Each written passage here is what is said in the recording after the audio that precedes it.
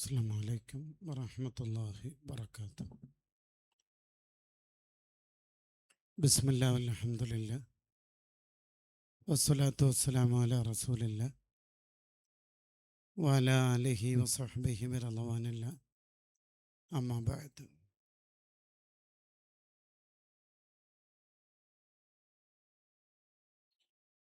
فقد قال النبي صلى الله عليه وسلم: الكيس من دان نفسه وعمل لما بعد الموت. يا سيدي يا رسول الله خذ بيدي ما لي سواك ولا ألوي على أحد.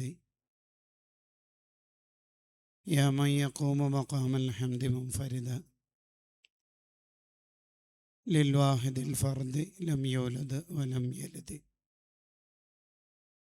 مولاي صل وسلم دائما أبدا على حبيبك خير الخلق كلهم. അല്ലാഹു സുബ്ഹാനഹു വ തആല നമ്മുടെ മജ്ലിസ് സ്വീകരിക്കുമാറാവട്ടെ. നല്ല കാര്യങ്ങൾ അറിയാനും പറയാനും അത് ജീവിതത്തിൽ പകർത്തി ഈമാനോട് ജീവിച്ച് ഈമാനോടെ മരണപ്പെടാനും ഈ സദസ്സ് നമുക്ക് ഒരു കാരണമാക്കി തരുമാറാവട്ടെ. മഹാനായ ഖാജ മഈനുദ്ദീൻ ചിസ്തി ഖദ്ദസല്ലാഹു സിർറഹ് അവിടുത്തെ ബർക്കത്ത് കൊണ്ട് നമ്മളെല്ലാവരെയും അള്ളാഹു സ്വാലിഹീങ്ങളിൽ ഉൾപ്പെടുത്തി തരുമാറാവട്ടെ. ഏറെ ആദരവുകളുള്ള സാദാത്തുക്കൾ, പണ്ഡിതന്മാർ, ഉസ്താദുമാർ, ഇവിടെ ഒരുമിച്ച് കൂടിയിരിക്കുന്ന മുത്തഅല്ലിമീങ്ങൾ, മോമിൻ മോമിനാത്തുകൾ, വിശുദ്ധമായ റജബ് മാസത്തിലാണ് നമ്മൾ ഒരുമിച്ച് കൂടിയിരിക്കുന്നത്. കഴിഞ്ഞ കാലങ്ങളിൽ സംഭവിച്ചു പോയ തെറ്റുകുറ്റങ്ങളെല്ലാം പൊറുപ്പിച്ച് കറുത്തുപോയ ഏടുകളെ, കറുത്തുപോയ നമുക്ക് ലഭിക്കാനിരിക്കുന്ന ഏടുകളെ വെളുപ്പിക്കാനുള്ള മാസമാണ് റജബ്. പാപമോചനത്തിൻ്റെ, തൗബയുടെ, ഇസ്തിഗ്ഫാറിൻ്റെ, ഖേദത്തിൻ്റെ, അള്ളാഹുവിലേക്ക് അടുക്കാനുള്ള മാസമായതുകൊണ്ടാണ് റജബുൻ ഷഹറുല്ലാ, റജബ് അള്ളാഹുവിൻ്റെ മാസമാണ് എന്ന് പറയുന്നത്. വിത്തിറക്കാനുള്ള മാസമാണ് റജബ്. റജബിനെ വേണ്ടതുപോലെ മുതലെടുക്കുമ്പോഴാണ് ശഅബാനും റമളാനുമെല്ലാം നമുക്ക് അനുകൂലമാകുന്നത്. ബയ്യിൽ സ്വഹീഫതക സൗദാ ഫി റജബിൻ ബിസ്വാലിഹിൽ അമലിൽ മുൻജി മിനൽ ലഹബി.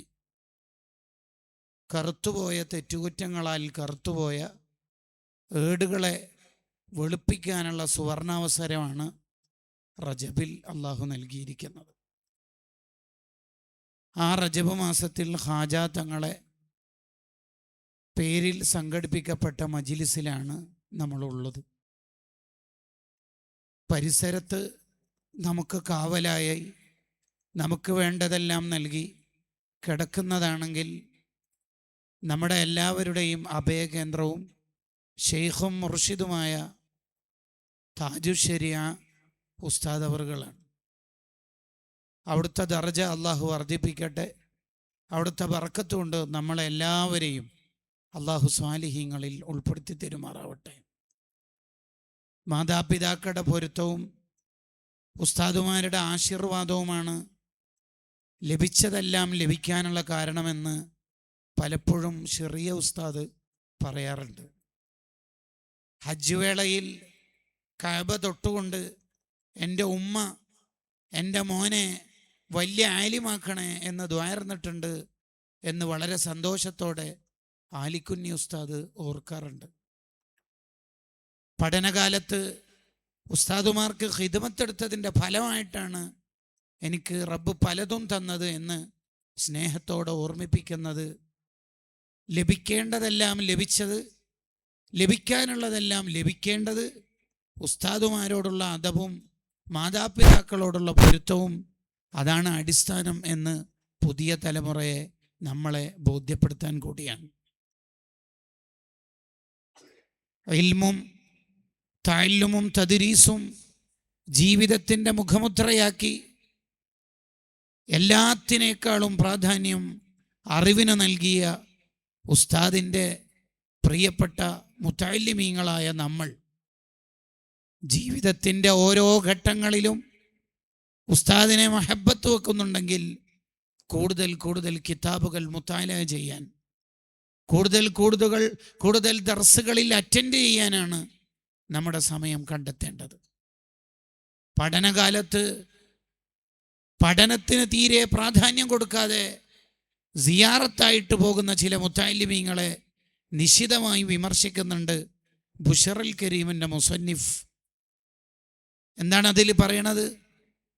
ആ മുത്തഅല്ലിമീങ്ങളുടെ വിചാരം അവരാരെയാണോ സിയാറത്ത് ചെയ്യുന്നത് ആ ഔലിയാക്കൾ അവരെ രക്ഷപ്പെടുത്തും, അവർക്കെല്ലാം നൽകും, അവർക്കെന്തോ ലദുന്യായ ഇൽമു കിട്ടും എന്നൊക്കെ വിചാരം തീർത്തും അബദ്ധമാണ്. കുത്തിയിരുന്ന് പഠിക്കണം, അധ്വാനിച്ച് നേടിയെടുക്കണം. ഇമാം ഫഖറുദ്ദീൻ റാസി റളിയല്ലാഹു അൻഹു പറയുന്നുണ്ട്, എൻ്റെ ജീവിതത്തിൽ എനിക്ക് ഏറ്റവും കൂടുതൽ ടെൻഷനാകുന്ന സമയം ഫുഡ് കഴിക്കുമ്പോഴാണ്. വല്ലാഹി ഇന്നി ലഅതഅസ്സഫു ഫീ വഖ്തിൽ അക്ൽ. ഫുഡ് കഴിക്കുമ്പോഴാണ് എനിക്ക് ഏറ്റവും മനസ്സിന് ടെൻഷൻ. എന്താ കാരണം? ഫുഡ് കഴിക്കുമ്പോൾ കിതാബ് നോക്കാൻ കഴിയില്ലല്ലോ. കിതാബ് നോക്കാനുള്ള സമയമാണല്ലോ നഷ്ടപ്പെടുന്നത് എന്ന്. ഒരു വർഷത്തിലധികം കഴിച്ച ഭക്ഷണങ്ങളെല്ലാം സഹോദരിമാരോ വീട്ടുകാരോ ഉരുളയാക്കിയിട്ട് വായിലിട്ട് കൊടുത്ത ഒരു ഇമാമിൻ്റെ ചരിത്രം പറയുന്നുണ്ട് കിതാബിൽ. എന്തുകൊണ്ട്? ഫുഡിന് എത്ര വിളിച്ചാലും അവർ പോവില്ല. കാരണം എനിക്ക് കിതാബ് നോക്കാനുണ്ട്, എനിക്ക് മുത്താല ചെയ്യാനുണ്ട്. ഒരു വർഷക്കാലം മുഴുവനും അങ്ങനെയായിരുന്നു മഹാന്റെ ജീവിതം ഉണ്ടായിരുന്നത്. ഷെയ്ഖ് ഹസൻ എന്നാണ് ആ മഹാനെ കിതാബുകൾ പരിചയപ്പെടുത്തുന്നത്. ദീർഘമായ കാലം ഉറക്കൊഴിഞ്ഞ് കിതാബ് മുത്താല ചെയ്തയാളാണ്. ഒരു ദിവസം മുത്തനബി സല്ലല്ലാഹു അലൈഹി വസല്ലം ഇമാം ഷാഫിഈ റളിയല്ലാഹു അൻഹുവിനെ കൂട്ടിയിട്ട് ഈ പണ്ഡിതന്റെ സ്വപ്നത്തിൽ വരികയാണ്. കണ്ടപ്പോൾ തന്നെ നെട്ടി, നാണക്കേടായി പോയി. ഇതെന്ത് വരവാ? ഷാഫി ഇമാമും തങ്ങളൊക്കെ കൂടിയിട്ട് എൻ്റെ അടുത്തേക്ക് എന്തിനാ വന്നത് എന്ന് ബേജാറായിട്ട് ചോദിക്കുമ്പോൾ നബി സല്ലല്ലാഹു അലൈഹി വസല്ലം തങ്ങളുടെ ഉത്തരം, നീ ഇങ്ങനെ കിതാബ് നോക്കിയാൽ നമ്മൾ വരല്ലാതെ പിന്നെന്താ വേണ്ടത് എന്നാ ചോദിച്ചേക്കണത്. കൂട്ടുകാരെ, അല്ലാമ തിൽമസാനി റഹ്മഹുല്ല ഒരു മേശപ്പുറത്ത് 40 കിതാബ് തുറന്നിടും അത്രേ. 40 കിതാബ് ഒന്നിച്ച്. എന്നിട്ട് കറങ്ങി കറങ്ങി തവാഫ് ചെയ്യണ പോലെ കിതാബ് നോക്കും. എന്താ അങ്ങനെ?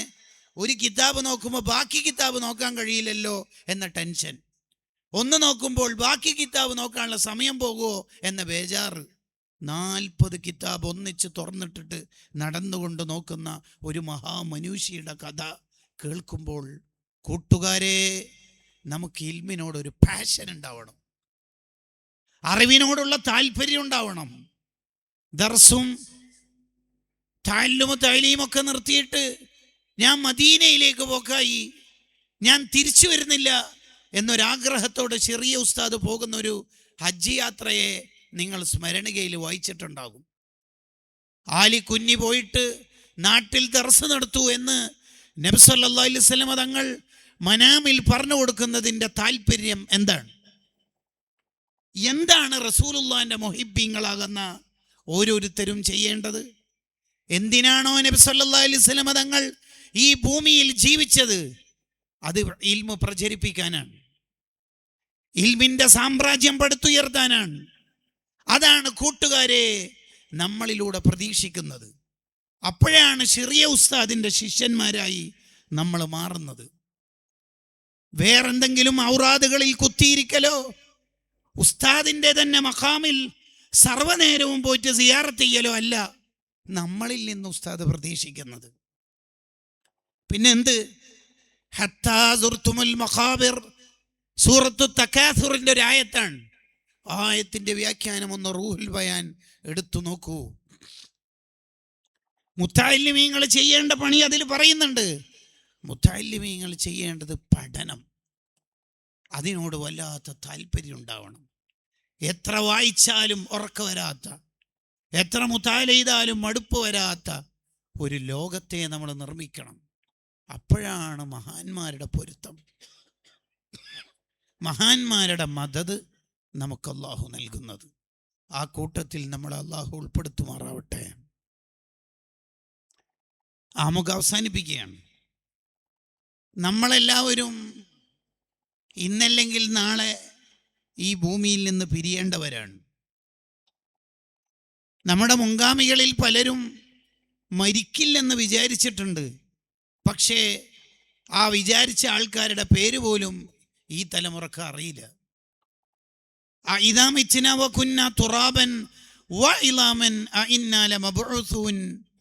എന്നതിൻ്റെ വ്യാഖ്യാനത്തിൽ കാണാം, ചിലരുടെ നടത്തം കണ്ടാൽ തോന്നും ഞാൻ മരിക്കൂല. ബൈക്ക് ഓടിക്കുന്ന കണ്ടാൽ വാഹനത്തിൻ്റെ പല ഭാഗങ്ങളും മാറ്റിവെച്ച് സർവ്വമനുഷ്യന്മാരെയും ബുദ്ധിമുട്ടിച്ച് ചെവിയടപ്പിക്കുന്ന സൗണ്ടുമായി പോകുന്ന യാത്രക്കാരും കരുതുന്നത് ഞാനൊന്നും മരിക്കൂല എന്നാണ്. മോനെ, ലോകത്തെ മുഴുവൻ പള്ളിക്കാടും നീ എടുത്ത് പരിശോധിച്ചു നോക്കൂ. പ്രായം കൂടുതലായി എത്തിയവരല്ല ഖബറിൽ ഉള്ളത്. ലോകത്തെ 10,000-കണക്കിന് പള്ളി മൈതാനി എടുത്ത് പരിശോധിച്ച് നോക്കൂ. പ്രായമുള്ളവരല്ല ഖബറിൽ കൂടുതൽ ഉണ്ടാവുക. 2 വയസ്സുള്ള മോൻ, 10 വയസ്സുള്ള കുട്ടി, 20 വയസ്സുള്ള ചെറുപ്പക്കാരൻ, പ്രായമുള്ളവരുടെ എണ്ണം ആപേക്ഷികമായി ലോകം മുഴുവൻ എടുത്തു നോക്കിയാൽ എണ്ണം വളരെ വളരെ കുറവായിരിക്കും. ഹാഫിദ് ഇബ്നുൽ ജൗസി റഹ്മഹുള്ളയുടെ സൊയ്ദുൽ ഖാത്തിർ എന്ന കിതാബ് വിശദീകരിക്കുന്ന കാണാം. നമ്മൾ ഇന്നല്ലെങ്കിൽ നാളെ പോകും. നമ്മളൊക്കെ പോകുന്ന സമയത്ത് എന്താണ് ഇവിടെ ബാക്കി വെക്കേണ്ടത്? ഇന്നാ നഹ്നു നുഹ്യിൽ മൗത വനക്തുബു മാ ഖദ്ദമു വആസാറഹും. നമ്മൾ ജീവിച്ചതിന് അടയാളം ഉണ്ടാവണം. നമ്മൾ ഇവിടുന്ന് മരിച്ചു പോകുമ്പോൾ എന്താണ് ബാക്കി വെക്കേണ്ടത്? 2 വലിയ ഫോണും ഒരു ചെറിയ ഫോണും 18 ജോഡി ഡ്രസ്സും. അതാണോ വേണ്ടത്? അല്ല. ലത്തീഫിയ ബാക്കിയാക്കി വെച്ചതുപോലെ മദ്ഹറും മുഹിമ്മാത്തും ജാമിയ അൽമക്കറും ജാമിയ സഅദിയൊക്കെ ബാക്കി വെച്ച് ബുദ്ധിരാക്ഷസന്മാർ ഈ ലോകത്തുനിന്ന് വിട പറഞ്ഞതുപോലെ നമ്മുടെയും ജീവിതത്തിൻ്റെ അടയാളങ്ങൾ ഇവിടെ ബാക്കി വെക്കണം. വാസാറഹും, അവരുടെ അടയാളം. എന്താണ് നമ്മുടെ ജീവിതത്തിന് അടയാളം ഉണ്ടാവേണ്ടത്? ഈ ആയത്തിറങ്ങാൻ ഒരു പശ്ചാത്തലമുണ്ട്. ബനൂ സലമ ഗോത്രക്കാർ അവർ വീട് മാറ്റിയിട്ട് പള്ളിയുടെ അടുത്ത് വീടെടുക്കാൻ തീരുമാനിച്ചു. അതെന്താ കാരണം? ജമാഅത്തിന് വേഗം എത്താലോ. അപ്പോഴാണ് ഈ ആയത്തിറങ്ങണത്. അതെന്തേ? നിങ്ങളെന്തിനാ വീട് മാറ്റണത്? നിങ്ങൾ ആ വീട്ടിൽ നിന്ന് പള്ളിയിലേക്ക് ഇത്ര ദൂരം നടന്നു വരുന്നതിൻ്റെ അടയാളം നിങ്ങളുടെ ഏടിലുണ്ടാവില്ലേ? അതവിടെ ബാക്കി വെക്കണ്ടേ? അതുകൊണ്ട് എന്തിനാ വീട് മാറ്റുന്നത്? എടുത്ത വീട് മാറ്റണോ? നിങ്ങൾ അവിടെ തന്നെ വീട് വെച്ചാൽ പോരെ? കണ്ടോ, അടയാളം വേണം എന്നാണ് പറയണത്. അടയാളങ്ങൾ ഉണ്ടാവണം. എന്താണ് അടയാളം ഉണ്ടാവേണ്ടത്? 20 കാര്യങ്ങൾ ഞാനിവിടെ പറയാം. 20 കാര്യങ്ങൾ. അത് പറഞ്ഞു തീരുമ്പോഴേക്ക് വിചാരിച്ച സമയമാവും, വിഷയം പൂർത്തിയാവും. ഇൻഷാ അല്ലാഹ് നമുക്ക് ദുആ ചെയ്ത് പിരിയാം. അള്ളാഹു കബൂലാക്കട്ടെ. നിങ്ങൾക്ക് എല്ലാവർക്കും ആമീൻ പറയാൻ തൗഫീഖ് ചെയ്യട്ടെ. അത് നല്ലൊരു തൗഫീഖാണ്. 1, നമ്മളിവിടെ ജീവിച്ചതിന് അടയാളം ഉണ്ടാവണം. എന്തടയാളം? വിഷയത്തിലേക്ക് കടക്കുന്നതിന് മുമ്പ് നമുക്ക് അതിന് ഒന്ന് രണ്ട് സ്റ്റെപ്പുകൾ പഠിക്കാനുണ്ട്. ഒരു മയ്യത്ത് കൊണ്ടുപോകുന്ന സമയത്ത് അബ്ദുല്ലാഹിബ്നു മസ്ഊദ് റളിയല്ലാഹു അൻഹു ശിഷ്യരോട് ചോദിക്കുന്നുണ്ട്, ആ മയ്യത്തിനെ കുറിച്ച് നാട്ടുകാരെന്താ പറയുന്നത് എന്നൊന്ന് കേൾക്കാവോ എന്ന്. അപ്പൊ ശിഷ്യന്മാർ ചോദിച്ചു, നാട്ടുകാരെന്ത് പറഞ്ഞാലെന്താ ഉസ്താദേ? നാട്ടുകാരെന്ത് പറഞ്ഞാലെന്താ? ഓർ ചെയ്തത് ഓർക്കുണ്ടാവും എന്നല്ലാതെ. അപ്പോഴാണ് ഉസ്താദ് പറയണത്, അബ്ദുല്ലാഹിബ്നു മസ്ഊദ് റളിയല്ലാഹു അൻഹു പറയണത്, നാട്ടുകാർ ഒരാളെക്കുറിച്ച് എന്ത് പറയുന്നു എന്നുള്ളത് പ്രധാനമാണ്. 4 ആൾക്കാർ ഒരാളെക്കുറിച്ച് നല്ലത് പറഞ്ഞാൽ അയാൾ സ്വർഗത്തിലാണ്. അള്ളാഹു ആ കൂട്ടത്തിൽ നമ്മളെ പെടുത്തട്ടെ. 4 മോമിനീങ്ങൾ ഒരാളെക്കുറിച്ച് മോശം പറഞ്ഞാൽ അയാൾക്ക് പരാജയമാണ്.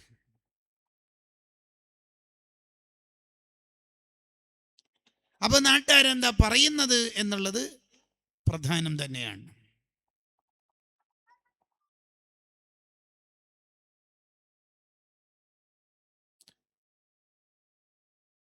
കാരണം ഒരാൾ മരണപ്പെട്ടാൽ ആ മരണസ്ഥലത്തേക്ക് ഉടനെ മലക്കുകൾ വരും. എന്നിട്ട് മുഅ്മിനീങ്ങൾ എന്താണ് ഇയാളെക്കുറിച്ച് പറയുന്നതെന്ന് നോക്കും. മുഅ്മിനീങ്ങൾ എന്തു പറയുന്നു എന്ന് നോക്കും.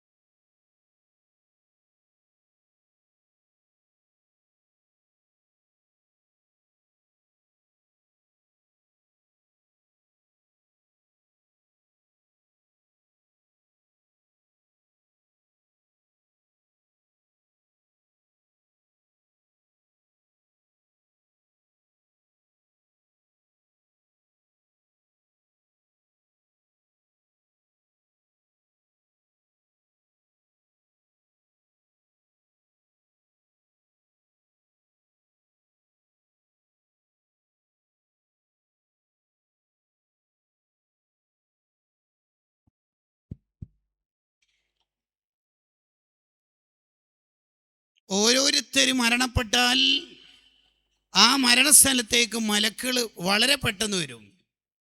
പത്രക്കാർ റിപ്പോർട്ട് തയ്യാറാക്കുന്നത് പോലെ വല്ല ആക്സിഡൻറ്റോ ഇൻസിഡൻറ്റോ നടന്നിടത്തേക്ക് പത്രക്കാർ ഓടി വരുന്ന പോലെ മലക്കുകൾ വരും. എന്നിട്ട് റിപ്പോർട്ട് തയ്യാറാക്കും.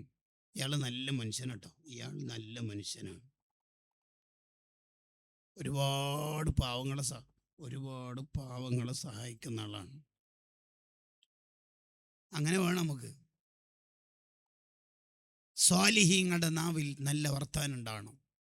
അപ്പോൾ ഒരു സംശയം ഉണ്ടാവും ഒരാൾക്ക്, എന്താ അയാളുടെ ജീവിതത്തിൽ കുറേ തെറ്റുകുറ്റങ്ങളൊക്കെ ചെയ്തത് പണ്ട് സംഭവിച്ചതൊന്നും ആർക്കും അറിയാത്തതുകൊണ്ടാണ് നാട്ടുകാർ നല്ല പറയുന്നെങ്കിലോ ഒരു സംശയം. അതിന് മഹാന്മാർ കൊടുക്കണ മറുപടി, ആ തെറ്റുകുറ്റങ്ങളൊക്കെ പുറത്തു കൊടുത്തെന്നുള്ളതിൻ്റെ തെളിവാണ് നല്ലവരുടെ നാവിൽ നല്ല വർത്താനം വരല്ല. അല്ലോ, എന്തൊരു വർത്താനം നോക്കിയത്! നല്ലവരുടെ നാവിൽ നല്ല വർത്തമാനങ്ങൾ വരുന്നത് തന്നെ അയാളുടെ ജീവിതത്തിലെ ദോഷങ്ങൾ പുറത്തു കൊടുത്തു എന്നുള്ളതിൻ്റെ തെളിവാണ്.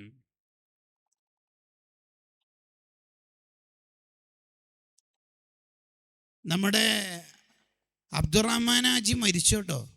ഏത് അബ്ദുറഹ്മാൻ ഹാജി? ഉസ്താദ് ആ മഹലിൽ ജോലി ചെയ്തിട്ടില്ലേ? ആ ജോലി ചെയ്തിരുന്നു.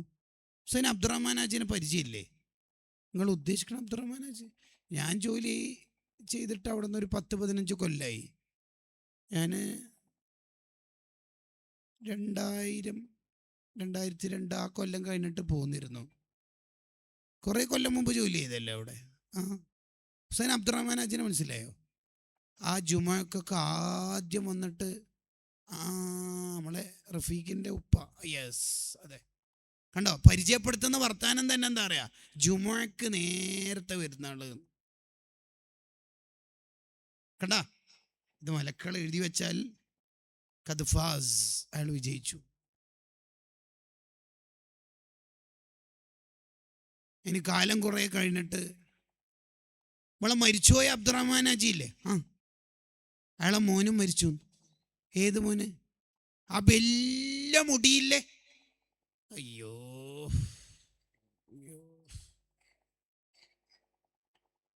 നമ്മളെ പരിചയപ്പെടുത്താൻ എന്തെങ്കിലുമൊക്കെ ഒരു നല്ല ക്വാളിറ്റി ഇവിടെ ബാക്കി വെച്ചിട്ട് പോകണ്ടേ?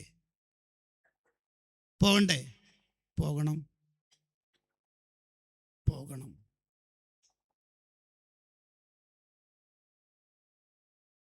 അതാണ് ആസാറഹും, അടയാളങ്ങൾ ബാക്കി വെക്കണം ഇവിടെ. അങ്ങനെ ഇവിടെ ബാക്കിയാക്കാനും സ്വാലിഹീങ്ങളുടെ, നാട്ടുകാരുടെ, മോമിനീങ്ങളുടെ, കുടുംബക്കാരുടെ, സുഹൃത്തുക്കളുടെ, സംഘടനാനുഭാവികളുടെ നാവിൽ ഉണ്ടാവേണ്ടതുമായ ചില കാര്യങ്ങൾ പറഞ്ഞ് ഞാൻ എൻ്റെ പ്രഭാഷണം അവസാനിപ്പിക്കാം. വദ്കുർ ഫിൽ കിതാബി ഇബ്രാഹിം, ഇബ്രാഹിം നബി അലൈഹി ഇസ്ലാമിനെ നിങ്ങൾ ഓർമ്മിക്കാറുണ്ടോ? ഇന്നഹു കാന സിദ്ദീഖൻ നബിയ്യ, ഇബ്രാഹിം നബി സിദ്ദീഖായ ആളാണ്. ഇബ്രാഹിം നബി അലൈഹി ഇസ്ലാമിന് വേറെ കുറേ ക്വാളിറ്റീസ് ഇല്ലേ? ഉണ്ട്. പിന്നെ എന്തിനാ ഇബ്രാഹിം നബിനെ എടുത്തു പറയുന്ന ഒരു ക്വാളിറ്റി സിദ്ദീഖ് എന്ന് പറയുന്നത്? അത് ഹൈലൈറ്റ് ചെയ്യേണ്ട ഒരു ആത്മീയ വിലാസമാണ്. ഇതേപോലെ കരീം ഹാജി മരിച്ചു കേട്ടോ. ഏത് കരീം ഹാജി? ഉസ്താദുമാർക്കൊക്കെ ഭക്ഷണം കൊടുക്കുന്ന. അങ്ങനെ നമ്മൾ മരിച്ചു കഴിഞ്ഞാൽ നമ്മളെക്കുറിച്ച് ഭാര്യൻ്റെ കമൻ്റ് എന്തായിരിക്കും? നമ്മളാകുന്ന ഉമ്മ മരിച്ചാൽ എൻ്റെ ഭർത്താവ് എന്തായിരിക്കും എന്നെക്കുറിച്ച് പറയാ? ഇന്ന് വരെ 36 കൊല്ലത്തിനിടയിൽ ഉസ്താദേ എന്നെ വേദനിപ്പിക്കുന്ന ഒന്ന് എൻ്റെ ഭാര്യ ചെയ്തിട്ടില്ല. അവളുടെ എന്തെങ്കിലും സംഖ്യ തന്നെ, അവളുടെ സ്വർണ്ണോ സ്വതക്ക ചെയ്യണമെങ്കിൽ എന്നോട് ചോദിക്കും. അതെൻ്റെ പെർമിഷനൊന്നും ആവശ്യമില്ല. എന്നാലും എന്നോട് പറയും, നിങ്ങളോട് ചോദിക്കാതെ ഞാൻ ഇന്ന് വരെ ഒരു വാക്ക് ആരോടും വാഗ്ദാനം ചെയ്തിട്ടില്ല, ഒരു സ്വത്ത് ആർക്കും കൊടുത്തിട്ടില്ല. 36 കൊല്ലം. ആ മോളാണ് മരിച്ചുപോയത്. ഉസ്താദെ സഹിക്കാൻ പറ്റുന്നില്ല. ലോകത്താർക്കും അവളുടെ പകരം എൻ്റെ കൂടെ നിൽക്കാൻ കഴിയുമെന്ന് എനിക്ക് തോന്നുന്നില്ല എന്ന സർട്ടിഫിക്കറ്റ് എന്താണെന്നറിയേ ഈ ഭർത്താവ് പറയണത്? ഒരു ഹദീസിൻ്റെ ട്രാൻസ്ലേഷനാ.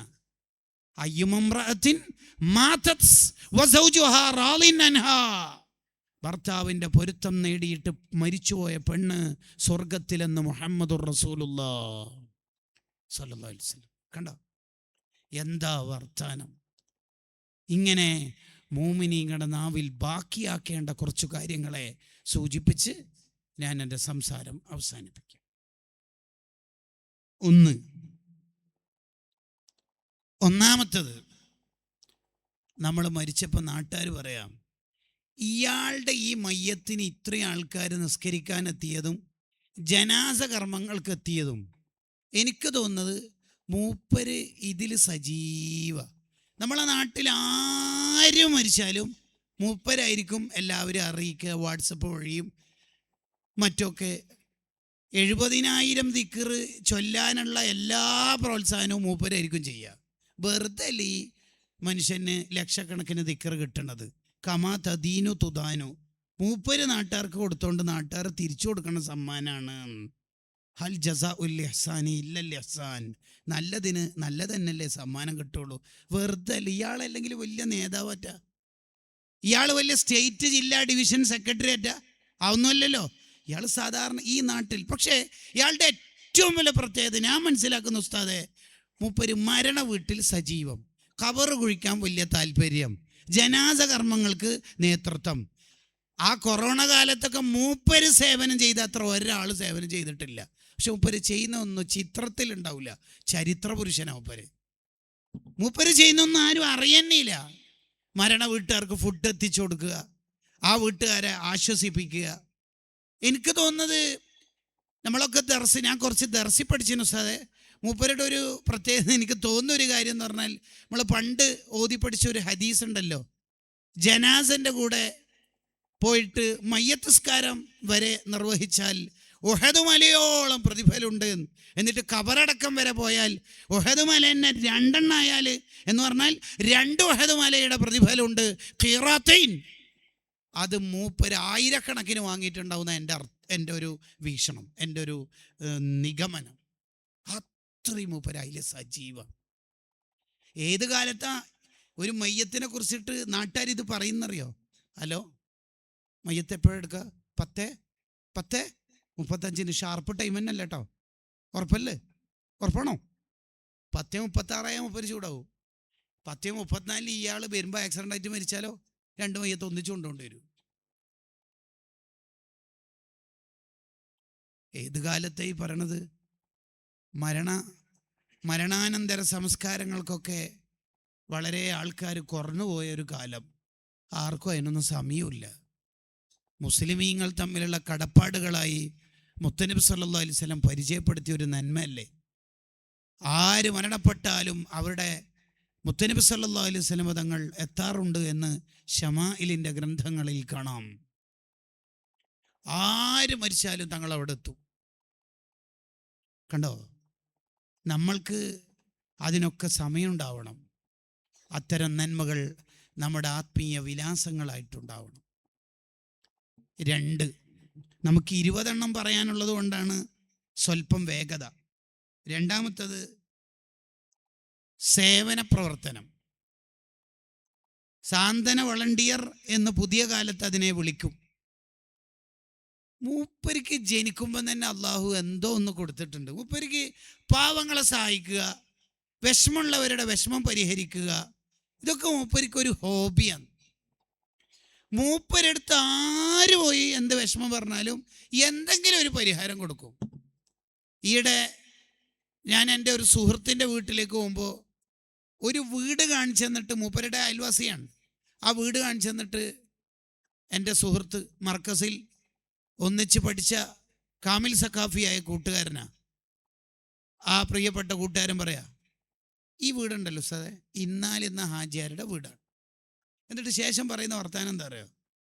അദ്ദേഹം ഈ നാട്ടിലുള്ള ഏത് മനുഷ്യനും മൂപ്പരുടെ സ്വതക്ക കിട്ടാത്ത ഒരാളുണ്ടാവില്ല. ശേഷം പറഞ്ഞതാണ് അടിപൊളി പോയിന്റ്. എന്താ പറയുന്നറിയോ?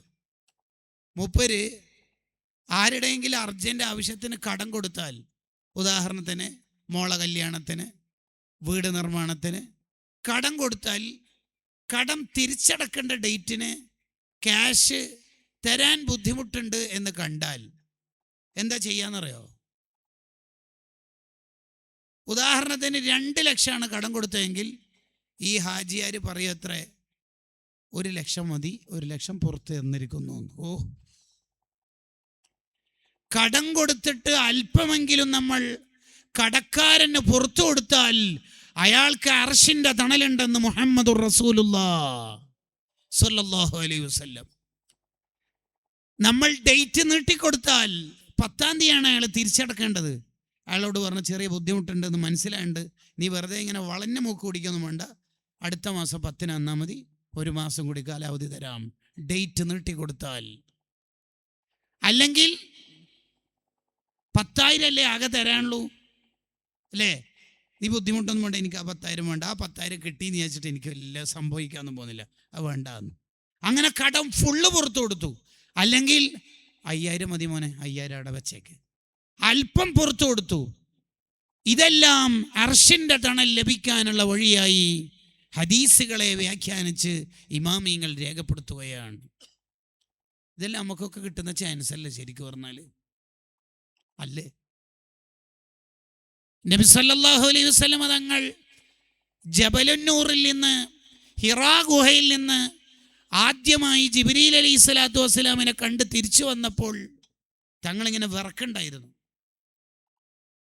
അന്തരീക്ഷമൊക്കെ ശാന്തമായപ്പോൾ ഖദീജ റളിയല്ലാഹു അൻഹ തങ്ങളോട് പറഞ്ഞല്ലോ, ഇന്നക തഹ്മിലുൽ കല്ല, തങ്ങൾ ബാക്കിയുള്ളവരുടെ പ്രയാസം ഏറ്റെടുക്കുന്ന ആളല്ലേ, അതുകൊണ്ട് അല്ല തങ്ങൾ ഒരിക്കലും കൈവിടൂല നബിയേ. നമുക്കുണ്ടാവേണ്ട ഗുണമാണ്. ആരെങ്കിലൊക്കെ വോയിസ് അയക്കുമ്പോൾ, പ്രശ്നം പറയുമ്പോൾ, അല്ലെങ്കിൽ ആരെങ്കിലൊക്കെ വീട്ടിൻ്റെ വാതിൽക്കലിൽ വരുമ്പോൾ നമുക്ക് അസ്വസ്ഥത ഉണ്ടാകുന്നുണ്ടെങ്കിൽ നമ്മൾക്ക് വീണ്ടും ഒന്ന് നന്നാവാനുള്ള അവസരമായിട്ട് വേണം ആ സാഹചര്യത്തെ പോലും കാണാൻ. എന്ന് പറഞ്ഞാൽ നമുക്ക് കുറച്ചുകൂടി ശരിയാവാനുണ്ട്. വീട്ടുവാതിൽക്കലിൽ ഒരു യാചകം വന്നു. അയാൾക്ക് സാമ്പത്തികമായി തീരെ ശേഷിയില്ല. അയാൾക്ക് കൊടുക്കാനുള്ള കഴിവ് അള്ളാഹ് നമുക്ക് തന്നിട്ടുണ്ട്. എന്നിട്ടും നമ്മൾ അയാളെ ഹായിബാക്കി തിരിച്ചയച്ചാൽ, അയാളെ മടക്കി അയച്ചാൽ, നിരാശനായി തിരിച്ചയച്ചാൽ 7 ദിവസത്തേക്ക് നമ്മുടെ വീട്ടിൽ റഹ്മത്തിൻ്റെ മലക്കൾ വരില്ലെന്ന് റൂഹുല്ലാഹി നബിയുല്ലാഹി സയ്യിദുന ഈസ അലിഹിസ്സലാത്തു വസ്സലാം പറയുന്നു. ഇമാമിങ്ങൾ അവരുടെ ഗ്രന്ഥങ്ങളിൽ എഴുതി വെക്കുന്നു. ചില ആൾക്കാർ സഹായമാണ് എന്ന് വിചാരിച്ചിട്ട് വോയിസ് കേൾക്കാനില്ല.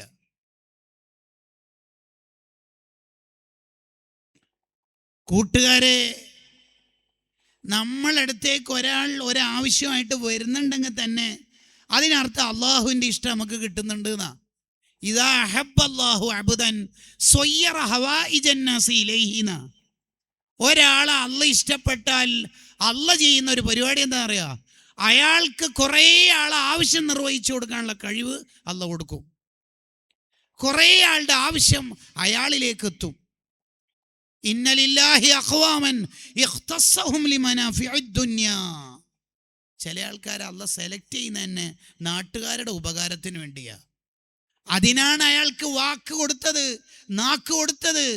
അയാൾ ഒരു വീഡിയോയിൽ വന്നിട്ട് കിഡ്നി ഫെയിലായ ഒരാളുടെ ഓപ്പറേഷൻ ഉണ്ട്, അല്ലെങ്കിൽ മജ്ജക്ക് പ്രശ്നമുള്ള ഒരാളുടെ സിസേറിയൻ നടക്കുന്നുണ്ട്, ശസ്ത്രക്രിയ നടക്കുന്നുണ്ട്, അതുകൊണ്ട് നിങ്ങൾ സഹായിക്കണമെന്ന് ഇയാൾ വോയിസിൽ വീഡിയോയിൽ വന്നാൽ ലക്ഷങ്ങൾ ഒഴുകും. ഈ കഴിവ് ഇയാൾക്ക് അള്ളാഹ് കൊടുത്തതെന്തിനാ? ലി മനാഫിഇദ് ദുനിയാ, നാട്ടുകാരുടെ ഉപകാരത്തിനാ.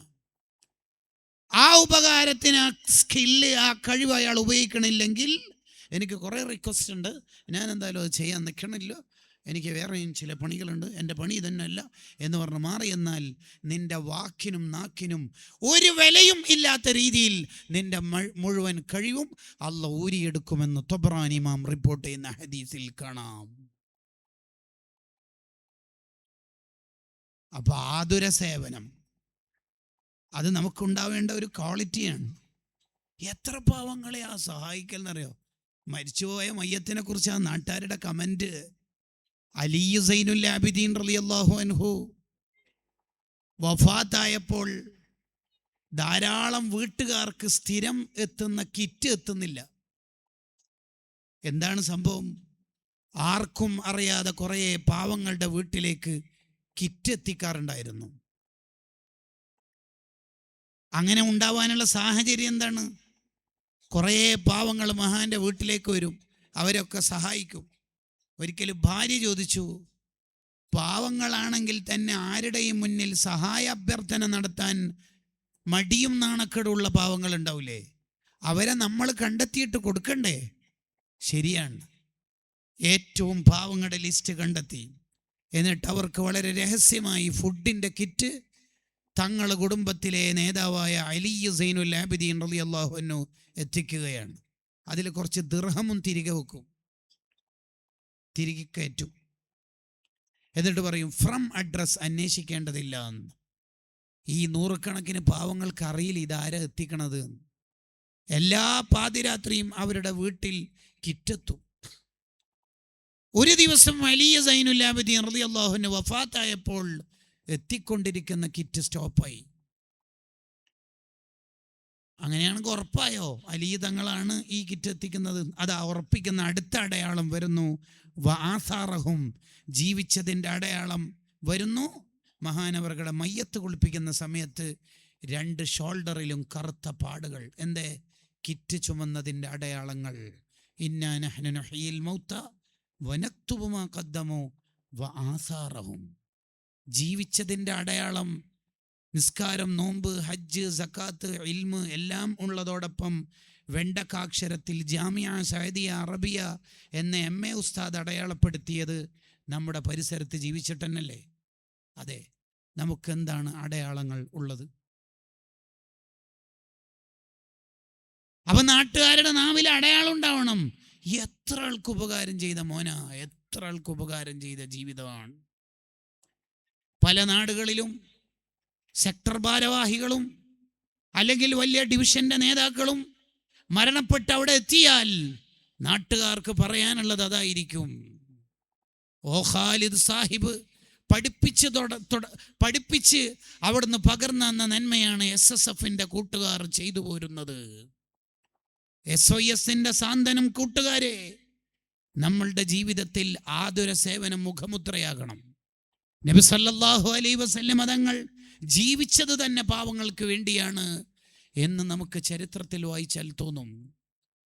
ഓരോ ദിവസവും ഇശാ നിസ്കാരം കഴിഞ്ഞാൽ ഏറ്റവും അവസാനം പള്ളിയിൽ നിന്ന് പോകുന്നത് മുത്തുനബിയാണ് സല്ലല്ലാഹു അലൈഹി വസല്ലം.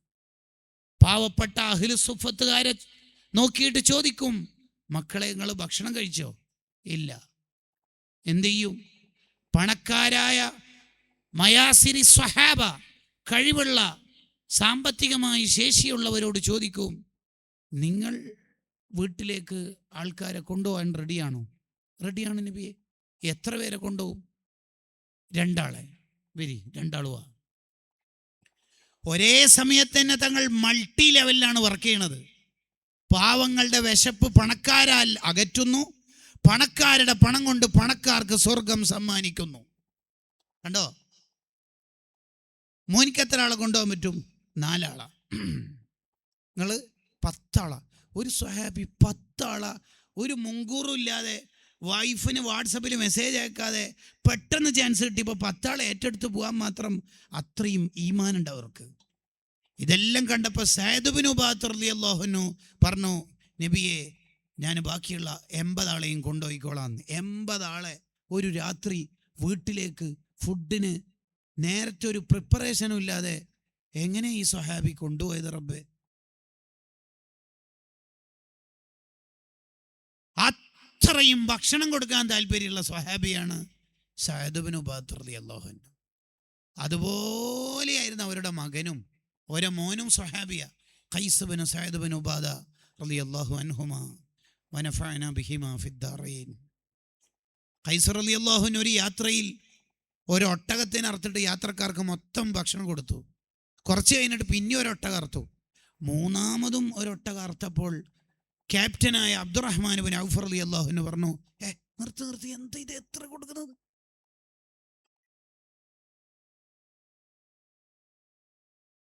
അതെന്താ കാരണം? അതിനെക്കുറിച്ച് ഹാഫിള് ദഹബി രേഖപ്പെടുത്തുന്നുണ്ട്. ഉപ്പാന്റെ അച്ചടി മോന. ഉപ്പ എന്ന ഒറിജിനൽ കോപ്പിയുടെ ഫോട്ടോസ്റ്റാറ്റാ മോന്. കരീമാജി ബാവാജി എന്നെല്ലാം കേട്ടിട്ടില്ല നിങ്ങൾ? ലോകത്ത് വളരെ അപൂർവ ആൾക്കാരെ അങ്ങനെ ഉണ്ടാവാറുള്ളൂ. മിക്ക പ്രമാണിമാരും സ്ഥാപനത്തെയും സംഘടനയൊക്കെ സഹായിക്കുമെങ്കിലും മക്കൾക്ക് അങ്ങനത്തെ അറിയുന്നില്ല. അല്ലെങ്കിലും ലോകത്ത് ചരിത്രത്തിലെടുത്ത് പരിശോധിച്ചാൽ പ്രതിഭകളുടെ മക്കൾ പ്രതിഭകളാകൽ വളരെ കുറവാണ്. അതിൻ്റെ ഒരു കാരണം സുബ്കി ഇമാം പറയുന്നുണ്ട്, പ്രതിഭകൾക്ക് നാട്ടുകാരെ നോക്കുന്നതിൻ്റെ ഇടയിൽ വീട്ടുകാരെ നോക്കാൻ സമയം ഉണ്ടാവാറില്ല എന്ന്. എന്ന് ഈ പറയുന്ന സുബ്കി ഇമാമിൻ്റെ ഉപ്പിയും മോനും കുടുംബമൊക്കെ ഒരു 1.5 കുടുംബമാണ്. ബഹാഉദ്ദീൻ സുബ്കി, തഖിയുദ്ദീൻ സുബ്കി, താജുദ്ദീൻ സുബ്കി റളിയല്ലാഹു അൻഹും. വളരെ അപൂർവം കേസുകളിലെ ഇങ്ങനെ ഉണ്ടാവാറുള്ളൂ എന്ന് ഇമാം ഷഹറാനി തങ്ങൾ അവിടുത്തെ തംബീഹുൽ മുഖ്തരീനിൽ പറയുന്നുണ്ട്. ബുൽഖീനി ഇമാമിൻ്റെ കുടുംബം മൊത്തം പണ്ഡിതന്മാരാണ്. റളിയുദ്ദീൻ ഗസ്സി, നജ്മുദ്ദീൻ ഗസ്സി, ബദറുദ്ദീൻ ഗസ്സി, അങ്ങനെ ചില പണ്ഡിതന്മാരുടെ കുടുംബം ഉണ്ട് എന്നല്ലാതെ ബാക്കിയുള്ളവരൊക്കെ വളരെ കുറവാണ്. അപ്പം എൻ്റെ വിഷയം മാറുന്നതുകൊണ്ട് ഞാൻ വിഷയത്തിലേക്ക് തന്നെ തിരിച്ചു വരിക. ആതുര സേവനം ഒരാൾക്കുണ്ടാവുക, അയാളുടെ ജീവിതം ഈ ദുനിയാവിൽ നിന്ന് അവസാനിക്കുമ്പോൾ കുറേ ആൾക്കാർ പറയാണ് എന്നെ സഹായിച്ചിട്ടുണ്ട് എന്ന്. നിങ്ങൾ ഉസ്താദുമാരുടെ ലൈഫ് എടുത്ത് നോക്കിയാൽ അത് കിട്ടും. ഇപ്പോൾ ചെറിയ ഉസ്താദ് വഫാത്തായപ്പോൾ കുറേ ശിഷ്യന്മാർ വിചാരിക്കും എന്നെ എൻ്റെ പഠനകാലത്ത് ഉസ്താദ് സഹായിച്ചിട്ടുണ്ട്. ആ പറയുന്ന ശിഷ്യന് മനസ്സിലാവുക എന്നെ ആയിരിക്കും ഉസ്താദ് ഏറ്റവും കൂടുതൽ ഇഷ്ടപ്പെട്ടത് എന്ന്. എന്നാൽ ശിഷ്യന്മാരുടെ സംഗമത്തിലെങ്ങാനും മൂപ്പര് ഈ അനുഭവം പറഞ്ഞാൽ എല്ലാവരും അത് പറയുന്നുണ്ടാവും. എനിക്കിത് അനുഭവം ഉണ്ടായിരുന്നു. കൻസുലുലമ ഷെയ്ഖുന ചിത്താരി ഉസ്താദ് ദർജ അള്ളാഹു ഏറ്റിക്കൊടുക്കട്ടെ. ഉസ്താദ് വഫാത്തായപ്പോൾ നമ്മുടെ അമാനീസിൻ്റെ ഒരു ചെറിയ മീറ്റിംഗ് ഉണ്ടായിരുന്നു.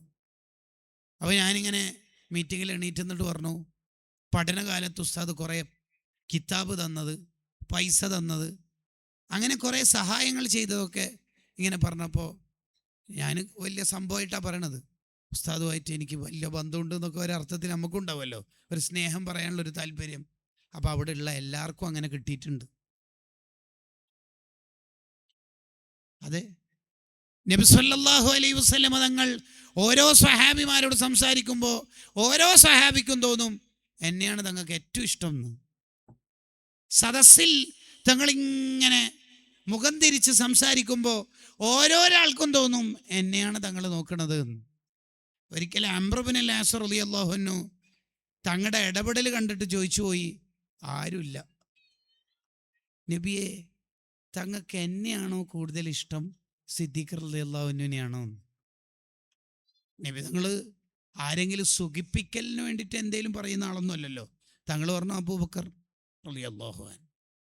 എന്നാൽ പിന്നെ അടുത്ത ചോദ്യം, ഉമർ റളിയല്ലാഹു അൻഹുവിനോടാണോ കൂടുതൽ ഇഷ്ടം എന്നോടാണോ? ഉമർ റളിയല്ലാഹു അൻഹു.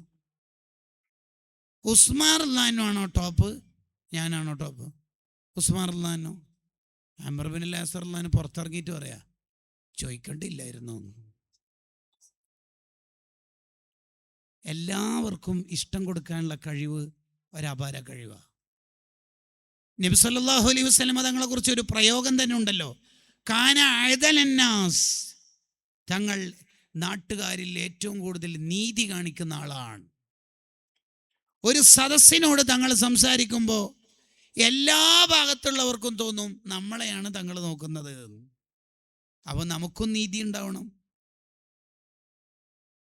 ഒരു സ്വഹാബി നബി സല്ലല്ലാഹു അലൈഹി വസല്ലം തങ്ങളുടെ അടുത്തിരിക്കുമ്പോൾ ആ സ്വഹാബിയുടെ മോന് വന്നു, ആ കുട്ടിക്കൊരു മുത്തം കൊടുത്തിട്ട് മടിയിലിരുത്തി.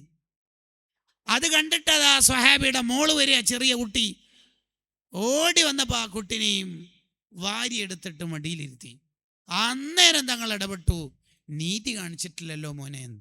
ആ നബിയെ, ഒന്നാമത്തെ കുട്ടിക്ക് മുത്തം കൊടുത്തിട്ടല്ലേ മടിയിലിരുത്തിയത്, രണ്ടാമത്തെ കുട്ടിക്ക് അത് കൊടുത്തിട്ടില്ലല്ലോ. യാ റബ്ബ്, എത്ര ശ്രദ്ധിക്കണം എന്നറിയാം നമ്മൾ. അപ്പോൾ ഒരു സദസ്സിന്, മൗലിദിൻ്റെ സദസ്സിന് അത്തർ കൊടുക്കണം എന്ന് പറഞ്ഞിട്ട് നമ്മളെ കയ്യിൽ ഒരു വലിയ കുപ്പി അത്തർ തന്നു. ഏതെങ്കിലും ഒരാൾക്ക് 2 തവണ പുരട്ടി കൊടുക്കുന്നുണ്ടെങ്കിൽ എല്ലാവർക്കും 2 തവണയായിരിക്കണം. കാനായതലന്നാസ്, നീതി ഉണ്ടാവണം. വിഷയം അതല്ല. നബി സല്ലല്ലാഹു അലൈഹി വസല്ലം തങ്ങൾ ജീവിച്ചത് തന്നെ പാവങ്ങളെ സഹായിക്കണമെന്ന് പഠിപ്പിക്കാൻ കൂടിയാണ്. നമ്മുടെ ജീവിതത്തിൽ ഒരു ആത്മീയ വിലാസമായിട്ടുണ്ടാവേണ്ടതാണ് ആതുര സേവനം എന്നുള്ളത്. ആതുര സേവനം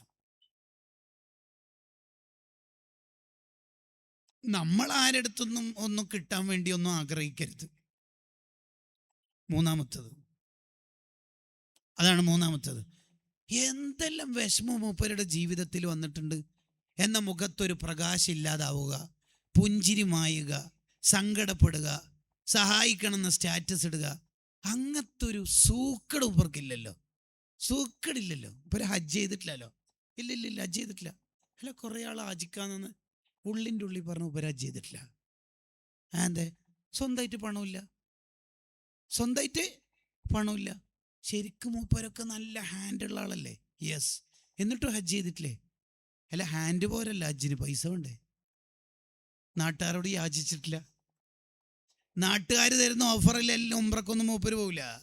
അതെ, മൂപ്പര് മുമ്പ് ഇവിടെ ദർസ് നടന്ന കാലത്ത് 3 കൊല്ലം ദർസ് ഓതീന്.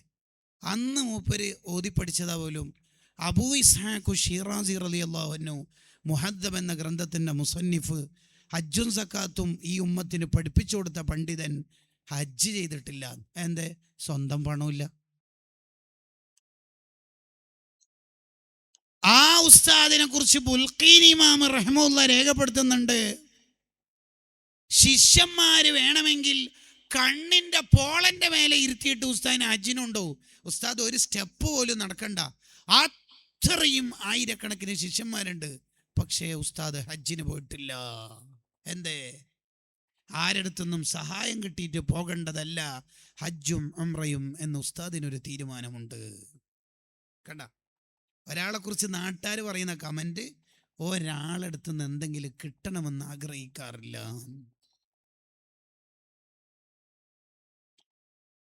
എന്തെല്ലാം വിഷമങ്ങൾ നബി സല്ലല്ലാഹു അലൈഹി വസല്ലം തങ്ങളുടെ ജീവിതത്തിലുണ്ട്. ആ വിഷമങ്ങളൊക്കെ സ്വന്തം തങ്ങളെ ഏറ്റെടുക്കല്ലേ ചെയ്തത്? അല്ലേ?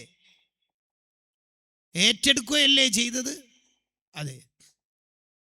വയറിന് കല്ല് വെച്ച് കെട്ടി നടന്ന കാലം ഉണ്ടായിട്ടില്ലേ തങ്ങൾക്ക്? ഉണ്ട്. നമ്മളൊക്കെ ഈ ചരിത്രം കേൾക്കുമ്പോൾ വിചാരിക്കും അത് നുബുവത്തിന് മുമ്പെങ്ങാനുമാണ്, സാമ്പത്തിക ശേഷി ഇല്ലാത്ത കാലത്താണ്. അല്ല, സമ്പൽ സമൃദ്ധി തങ്ങളുടെ ജീവിതത്തിൻ്റെ അവസാന ഘട്ടത്തിൽ ധാരാളം സമ്പത്ത് കുമിഞ്ഞുകൂടി. അതെല്ലാം തങ്ങൾ പാവങ്ങൾക്ക് കൊടുത്തു. എന്നിട്ട് സ്വന്തം ജീവിതം ഒന്നും വേണ്ടെന്ന് തീരുമാനിച്ച ജീവിതമാക്കി മാറ്റി. അതാണ് ബൂസിരി ഇമാം വശദ്ദ മിൻ സഖബിൻ അഹ്ശാഅഹു വതവാ തഹ്തൽ ഹിജാറതി കശ്ഹൻ മുത്രഫൽ അദമി. വിശപ്പ് കൊണ്ട് കല്ല് കെട്ടിയ വയറിന്റെ കഥ പറഞ്ഞ ഉടനെ പറയുന്നു, വറാവദത്തുഹുൽ ജിബാലു ശുമ്മു മിൻ ദഹബിൻ. പർവ്വതങ്ങൾ പലരും വന്ന് സ്വർണ്ണാവട്ടെ എന്ന് ചോദിച്ചപ്പോൾ ഫഅറാഹ അയ്യമശമമി, വേണ്ടെന്ന് പറഞ്ഞ് മാറ്റി നിർത്തുകയാണ് ചെയ്തത്. അവ തങ്ങൾക്ക് സമ്പത്ത് ഇല്ല എന്നല്ല, തങ്ങൾക്ക് സമ്പത്ത് വേണ്ടെന്നാണ്. തങ്ങൾ ഫക്കീറാണെന്നോ മിസ്കീനാണെന്നോ പറയാൻ പാടില്ല. പിന്നെ തങ്ങൾ അതെല്ലാം ഇൽത്തിറാറിയായിട്ടുള്ളതല്ല, ഇഖ്തിയാരി ആയിട്ടുള്ളതാണ്. എന്ന് പറഞ്ഞാൽ തങ്ങൾക്ക് സമ്പത്തില്ല എന്നല്ല, തങ്ങൾക്ക് സമ്പത്ത് വേണ്ട, ഒന്നും വേണ്ട. നിങ്ങൾ ആലോചിച്ച് നോക്കിയേ, ഏതെങ്കിലും ഒരാളോട് നബി സല്ലല്ലാഹു അലൈഹി വസല്ലം തങ്ങൾ ഒന്ന് ജസ്റ്റ് ഒരു മെസ്സേജ് വിട്ടാൽ പോരെ?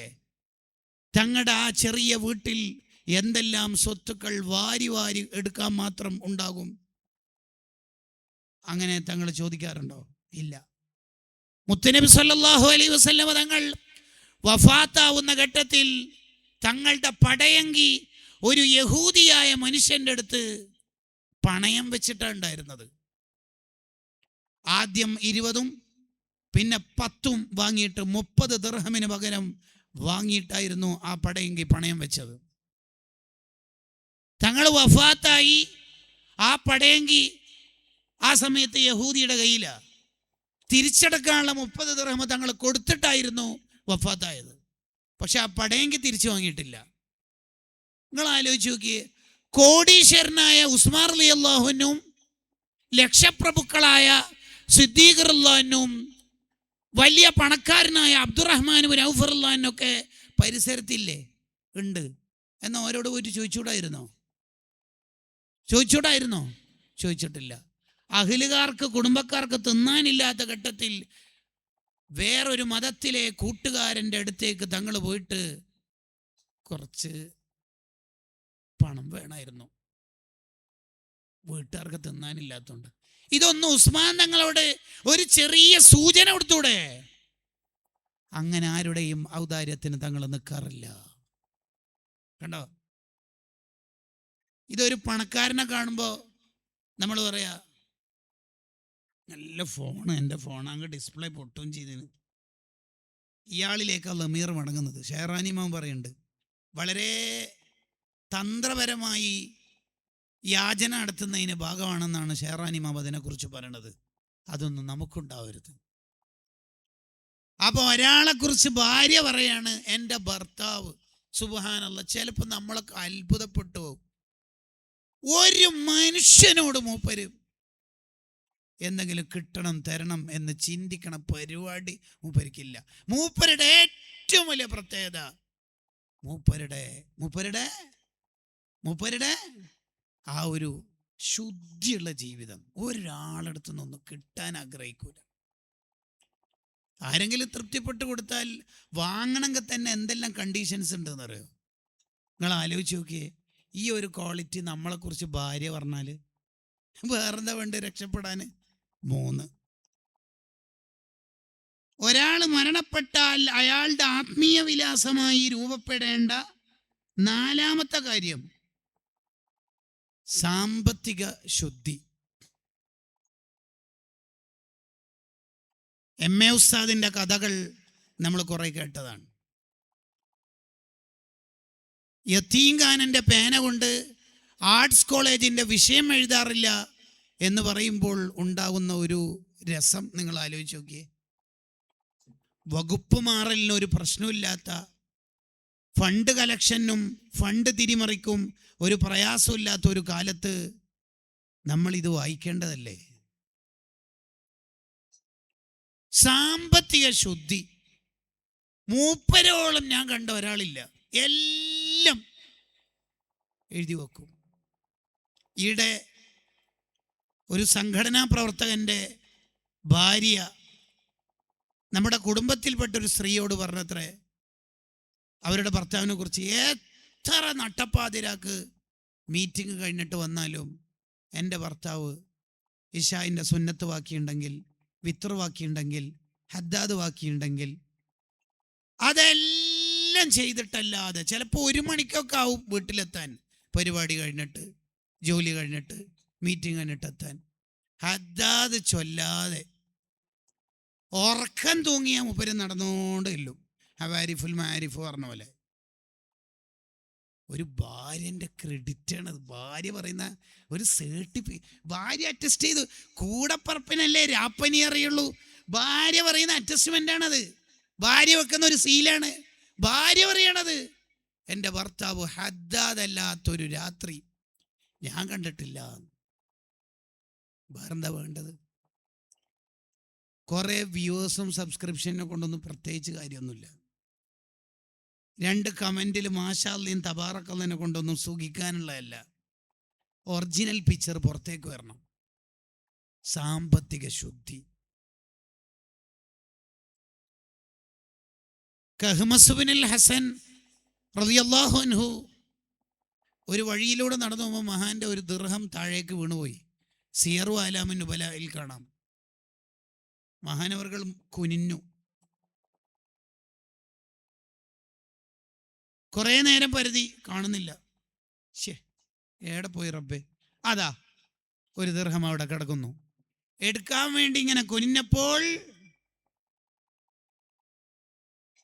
മഹാനവറുകൾ ചിന്തിക്കുകയാണ്, ഇതൊരു പൊതുവഴിയല്ലേ, ഈ വഴിക്ക് ആരെങ്കിലും പോകുന്ന സമയത്ത് വീണ ദിർഹമാവാൻ ചെറിയൊരു സാധ്യതയില്ലേ? ഇതെൻ്റെ തന്നെ ആവണമെന്ന് 100% ഉറപ്പൊന്നുമില്ലല്ലോ. ഇതെടുത്തിട്ടില്ല എന്ന് വിചാരിച്ചിട്ട് പ്രശ്നമൊന്നുമില്ലല്ലോ. ഇതെടുത്തിട്ട് ചിലപ്പോൾ വേറെ ആരുടെ ഏതെങ്കിലും ആയാലോ, ചെറിയ സാധ്യതയാണ്. വേണ്ടല്ലേ, തിരിച്ചുപോയി.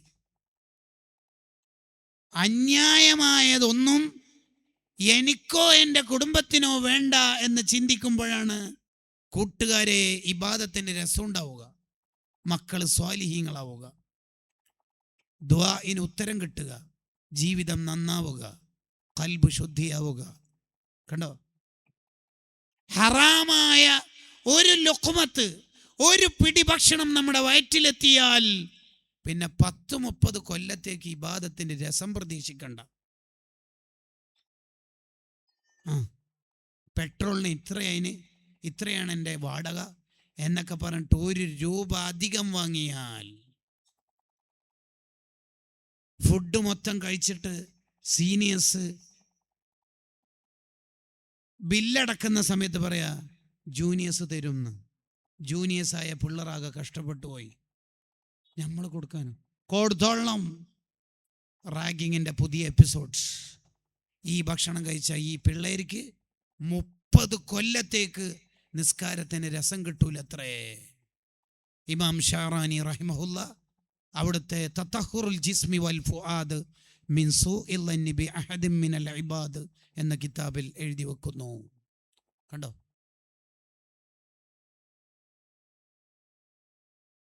ഒരു പിടി ഒരാളെ പറ്റിച്ചിട്ട് അത് നൈറ്റ് ചാർജ് ആകുമ്പോൾ ഇങ്ങനെയാണ്, അത് വളഞ്ഞു വന്നുകൊണ്ട് ഇത്ര അധികമാണ് എന്ന് പറഞ്ഞിട്ട് പ്രായമുള്ള ഒരു ഉമ്മാന റെയിൽവേ സ്റ്റേഷനിൽ നിന്ന് കൊണ്ടുവന്ന് ഇവിടെ ഇറക്കുമ്പോൾ ഒരു 10 രൂപ ഓട്ടോ ഡ്രൈവറായ മോനെ നീ അധികം വാങ്ങിയാൽ ആ 10 കൊണ്ട് നീ മക്കളെ പോറ്റുകയല്ലേ ചെയ്യുന്നത്, ആ മക്കൾ പിന്നെ സ്വാലിഹീങ്ങളാവില്ല. അത് കൊടുത്തിട്ടല്ലേ നിന്റെ ഭാര്യ ഭക്ഷണം കഴിക്കേണ്ടത്? ആ ഭക്ഷണത്തിൻ്റെ ഊർജത്തിലല്ലേ അവരുടെ മുലപ്പാൽ ഉണ്ടാവേണ്ടത്? ആ പാലല്ലേ നിന്റെ പുതിയ കുട്ടി കുടിക്കേണ്ടത്? ആ കുട്ടി വളർന്നിട്ടല്ലേ നന്നാവേണ്ടത്? പ്രതീക്ഷ വേണ്ട. ഇമാമുൽ ഗസാലി റഹ്മത്തുള്ളാഹി ഇഹ്യാ ഉലൂമുദ്ദീനിൽ എഴുതി വെക്കുന്നു.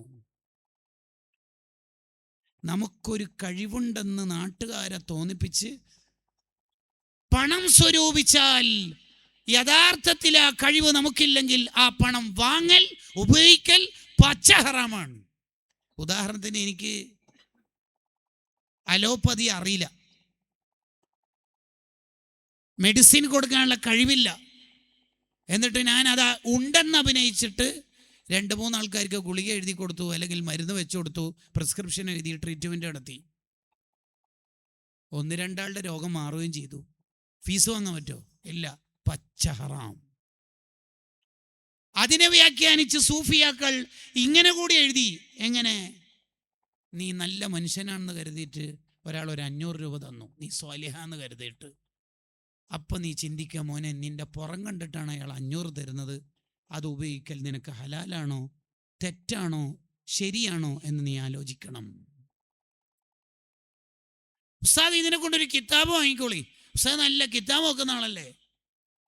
യഥാർത്ഥത്തിൽ നമ്മൾ കിതാബ് നോക്കാറില്ല.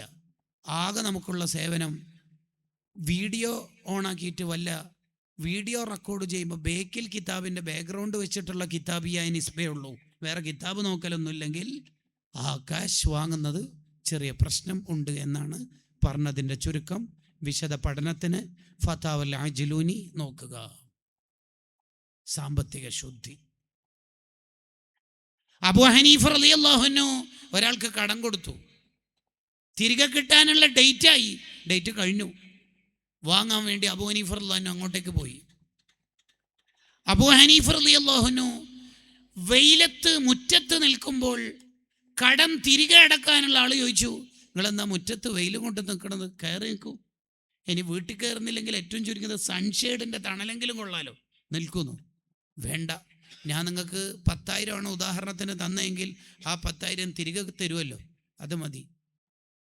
അത് മതി മീൻസ് ഞാൻ അതിൻ്റെ കൂടെ എക്സ്ട്രാ നിങ്ങളുടെ വീടിൻ്റെ തണൽ കൂടി അനുഭവിക്കുമ്പോൾ നിങ്ങൾ എനിക്ക് 10,000 തിരിച്ചു തരുന്നു, പ്ലസ് തണൽ ആവൂലേ? കടം കൊടുത്തിട്ട് ലാഭം വാങ്ങുന്ന പരിപാടിയൊക്കെ പലിശയല്ലേ? കുല്ലു ഖർലിൻ ജറ മൻഫഅതൻ ഫഹുവ റിബാ. ജ്വല്ലറിക്കാർ നടത്തുന്ന സ്കീമും ഫർണിച്ചർ ഷോപ്പുകാർ നടത്തുന്ന ഓഫറും ഏത് കാര്യത്തിലും ഇടപെടുമ്പോൾ ഇൽമിൻ്റെ അഹ്ലുകാരോട്, ഫിഖഹിൻ്റെ അധ്യാപനങ്ങൾ നടത്തുന്നവരോട് ചോദിച്ചിട്ടല്ലാതെ ഒരു ബിസിനസ്സിൽ ഇൻവെസ്റ്റ് ചെയ്യാനോ, സ്വർണ്ണം ഇപ്പോൾ എടുത്താൽ അല്ലെങ്കിൽ ഇപ്പോൾ ക്യാഷ് മാസാമാസം അടച്ചാൽ പെങ്ങടെ കല്യാണം മാർച്ചിലല്ലേ, അപ്പോൾ എടുക്കാം, പണിക്കൂലിയില്ല. അന്ന് പൈസ ഇതേ റേറ്റ് ആണെങ്കിൽ ഈ റേറ്റിന്, ഇതിനേക്കാൾ കൂടുതലാണെങ്കിൽ ഇപ്പോൾ ഉള്ള റേറ്റിന്, ഇതിനേക്കാൾ കുറവാണെങ്കിൽ ആ റേറ്റിന് എന്ന് പറഞ്ഞ് പല ഓഫറുകളും. പെരുമഴക്കാലമാണ് ഓഫറിൻ്റേത്. അതിലൊക്കെ നമ്മൾ ഇടപെടുമ്പോൾ കുല്ലു ഖർലിൻ ജറ മൻഫഅതൻ ഫഹുവ റിബാ എന്ന സിദ്ധാന്തം നമ്മൾ പഠിക്കുകയും ഇൽമിൻ്റെ അഹ്ലുകാരോട് ചോദിക്കുകയും ചെയ്യണമെന്ന് ഇടയിൽ സൂചിപ്പിക്കുകയാണ്. സാമ്പത്തിക ശുദ്ധി ഉണ്ടാവും. ഒരു 5 പൈസ, ഒരു നയാ കാശ് അന്യായമായതായി നമുക്ക് തോന്നരുത്. നബിയെ, ദുആഇന് ഉത്തരം കിട്ടുന്ന ആളാവണം, എനിക്കങ്ങനെ ഒരു ആഗ്രഹമുണ്ട്, എൻ്റെ ദുആഇനൊക്കെ അല്ലാഹു ഉത്തരം തരണം. അതിനെന്താ വഴി? മഹാനായ സഅദ് ബിൻ അബി വഖാസ് റളിയല്ലാഹു അൻഹുവിൻ്റെ ചോദ്യം. ഉത്തരം വരുന്നു, അത്യിബു മത്വഅമക തകുൻ മുസ്തജാബ ദഅവ. പോയിൻ്റെ ഫുഡ് ഹലാലാണെന്ന് കൺഫേം ചെയ്താൽ മതി, എങ്കിൽ ദുആഇന് ഉത്തരം ഷുവർ. കഴിക്കുന്ന ഫുഡ് ഹലാലാണോ? ഉത്തരം ഉറപ്പാ. അല്ല, അവിടുന്ന് ഇവിടുന്നും കഴിക്കുന്നു, എവിടുന്ന് ഫുഡ് കഴിച്ചാലും കുഴപ്പമില്ലെന്ന വിചാരം. ഹലാലാണോ ഹറാമാണോ എന്ന് ചിന്തിക്കണമെന്നില്ല. എവിടുന്ന് നോൺ വെജ് കഴിച്ചാലും കുഴപ്പമില്ല എന്നാ മൂപ്പരുടെ വിചാരം. ഒരു കുഴപ്പമില്ല മൂപ്പരിക്ക്. എങ്കിൽ മത്വഅബുഹു ഹറാം, അവൻ കഴിച്ച ഹറാമായ ഫുഡാണ്. വമൽബസുഹു ഹറാം, അവൻ ധരിച്ചിരിക്കുന്നതും ഹറാം. വമശ്റബുഹു ഹറാം, അവന് കുടിച്ചത് ഹറാം. ഫഅന്ന യുസ്തജാബു, പിന്നെ എങ്ങനെയാ ദുആഇന് ഉത്തരം കിട്ടുക എന്ന് മുഹമ്മദുർ റസൂലുള്ളാഹ് സ്വല്ലല്ലാഹു അലൈഹി വസല്ലം. അപ്പം നമ്മൾ കഴിക്കുന്നത്, ധരിക്കുന്നത്, വീട് നിർമ്മിക്കുന്നത് പലിശയില്ലാത്ത, തെറ്റുകുറ്റങ്ങളില്ലാത്ത, ഹറാമല്ലാത്ത ബിസിനസ്സായിരിക്കണം. ദീർഘിപ്പിക്കുന്നില്ല. അടുത്തത് റമദാൻ. ഒരാളെ കുറിച്ചിട്ട് പറയാ റമദാൻ. എന്താ റമദാൻ എന്ന് പറഞ്ഞാൽ? ഉപ്പാക്ക് റമദാൻ എന്ന് പറഞ്ഞാൽ തീർന്ന്. മക്കളുടെ കമൻറ്റാ, തീർന്നു മീൻസ് തീർന്നുകൊണ്ട് ഉദ്ദേശിക്കണത് റമദാനായാലും പിന്നെ ഉപ്പ അധികം സംസാരിക്കൂല, കുറച്ച് തിന്ന ആ നോമ്പർക്കൊക്കെ കുറച്ച്. ഉപ്പാക്ക് റമദാൻ എന്ന് പറഞ്ഞാൽ തീർന്നു. നല്ല ആരോഗ്യമുള്ള കാലത്ത് ഉപ്പ 10+ ഖത്മൊക്കെ തീർക്കും റമദാനിൽ.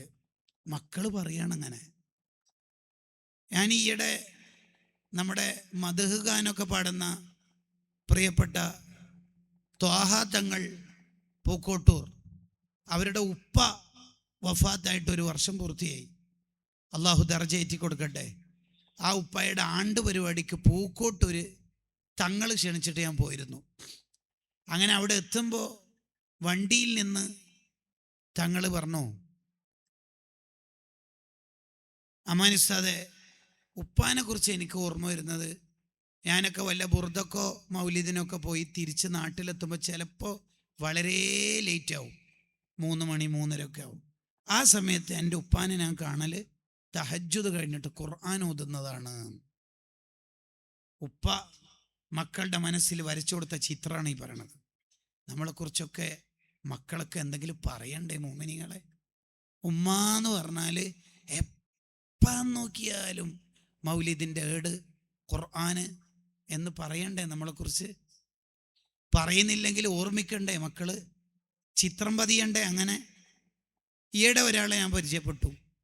അയാൾ എല്ലാ ദിവസവും, സാധാരണക്കാരനായ ഒരാളാണ്, എൻ്റെ നാട് തളിപ്പറമ്പ് ഒരു ഷോപ്പിലുള്ള ജോലിക്കാരനാണ്, സ്വന്തം ഷോപ്പൊന്നുമല്ല. അയാളെ എല്ലാ ദിവസവും രാത്രി യാസീൻ ഓതിയിട്ട് ഉപ്പാക്ക് ഹദിയ ചെയ്യും. എല്ലാ ദിവസവും. മൂപ്പരുടെ പ്രത്യേകത, ഒരു ദിവസം 1 ജുസ് ഖുർആൻ ഓതും. ഇന്ന് അറബി മാസം എത്രയാണെന്ന് ചോദിച്ചാൽ അയാൾക്ക് കിട്ടും. നമുക്കൊന്നും ചിലപ്പോൾ കറക്റ്റ് കിട്ടിക്കൊള്ളുന്നില്ലല്ലോ, പക്ഷെ മൂപ്പർക്ക് അത് കിട്ടും. ഇന്ന് റജബ് 6, അല്ലെങ്കിൽ ഷഅബാൻ 3, ഇന്ന് റബിയുൽ അവ്വൽ 2, അങ്ങനെ കിട്ടും. അതിൻ്റെ കാരണം എന്താ?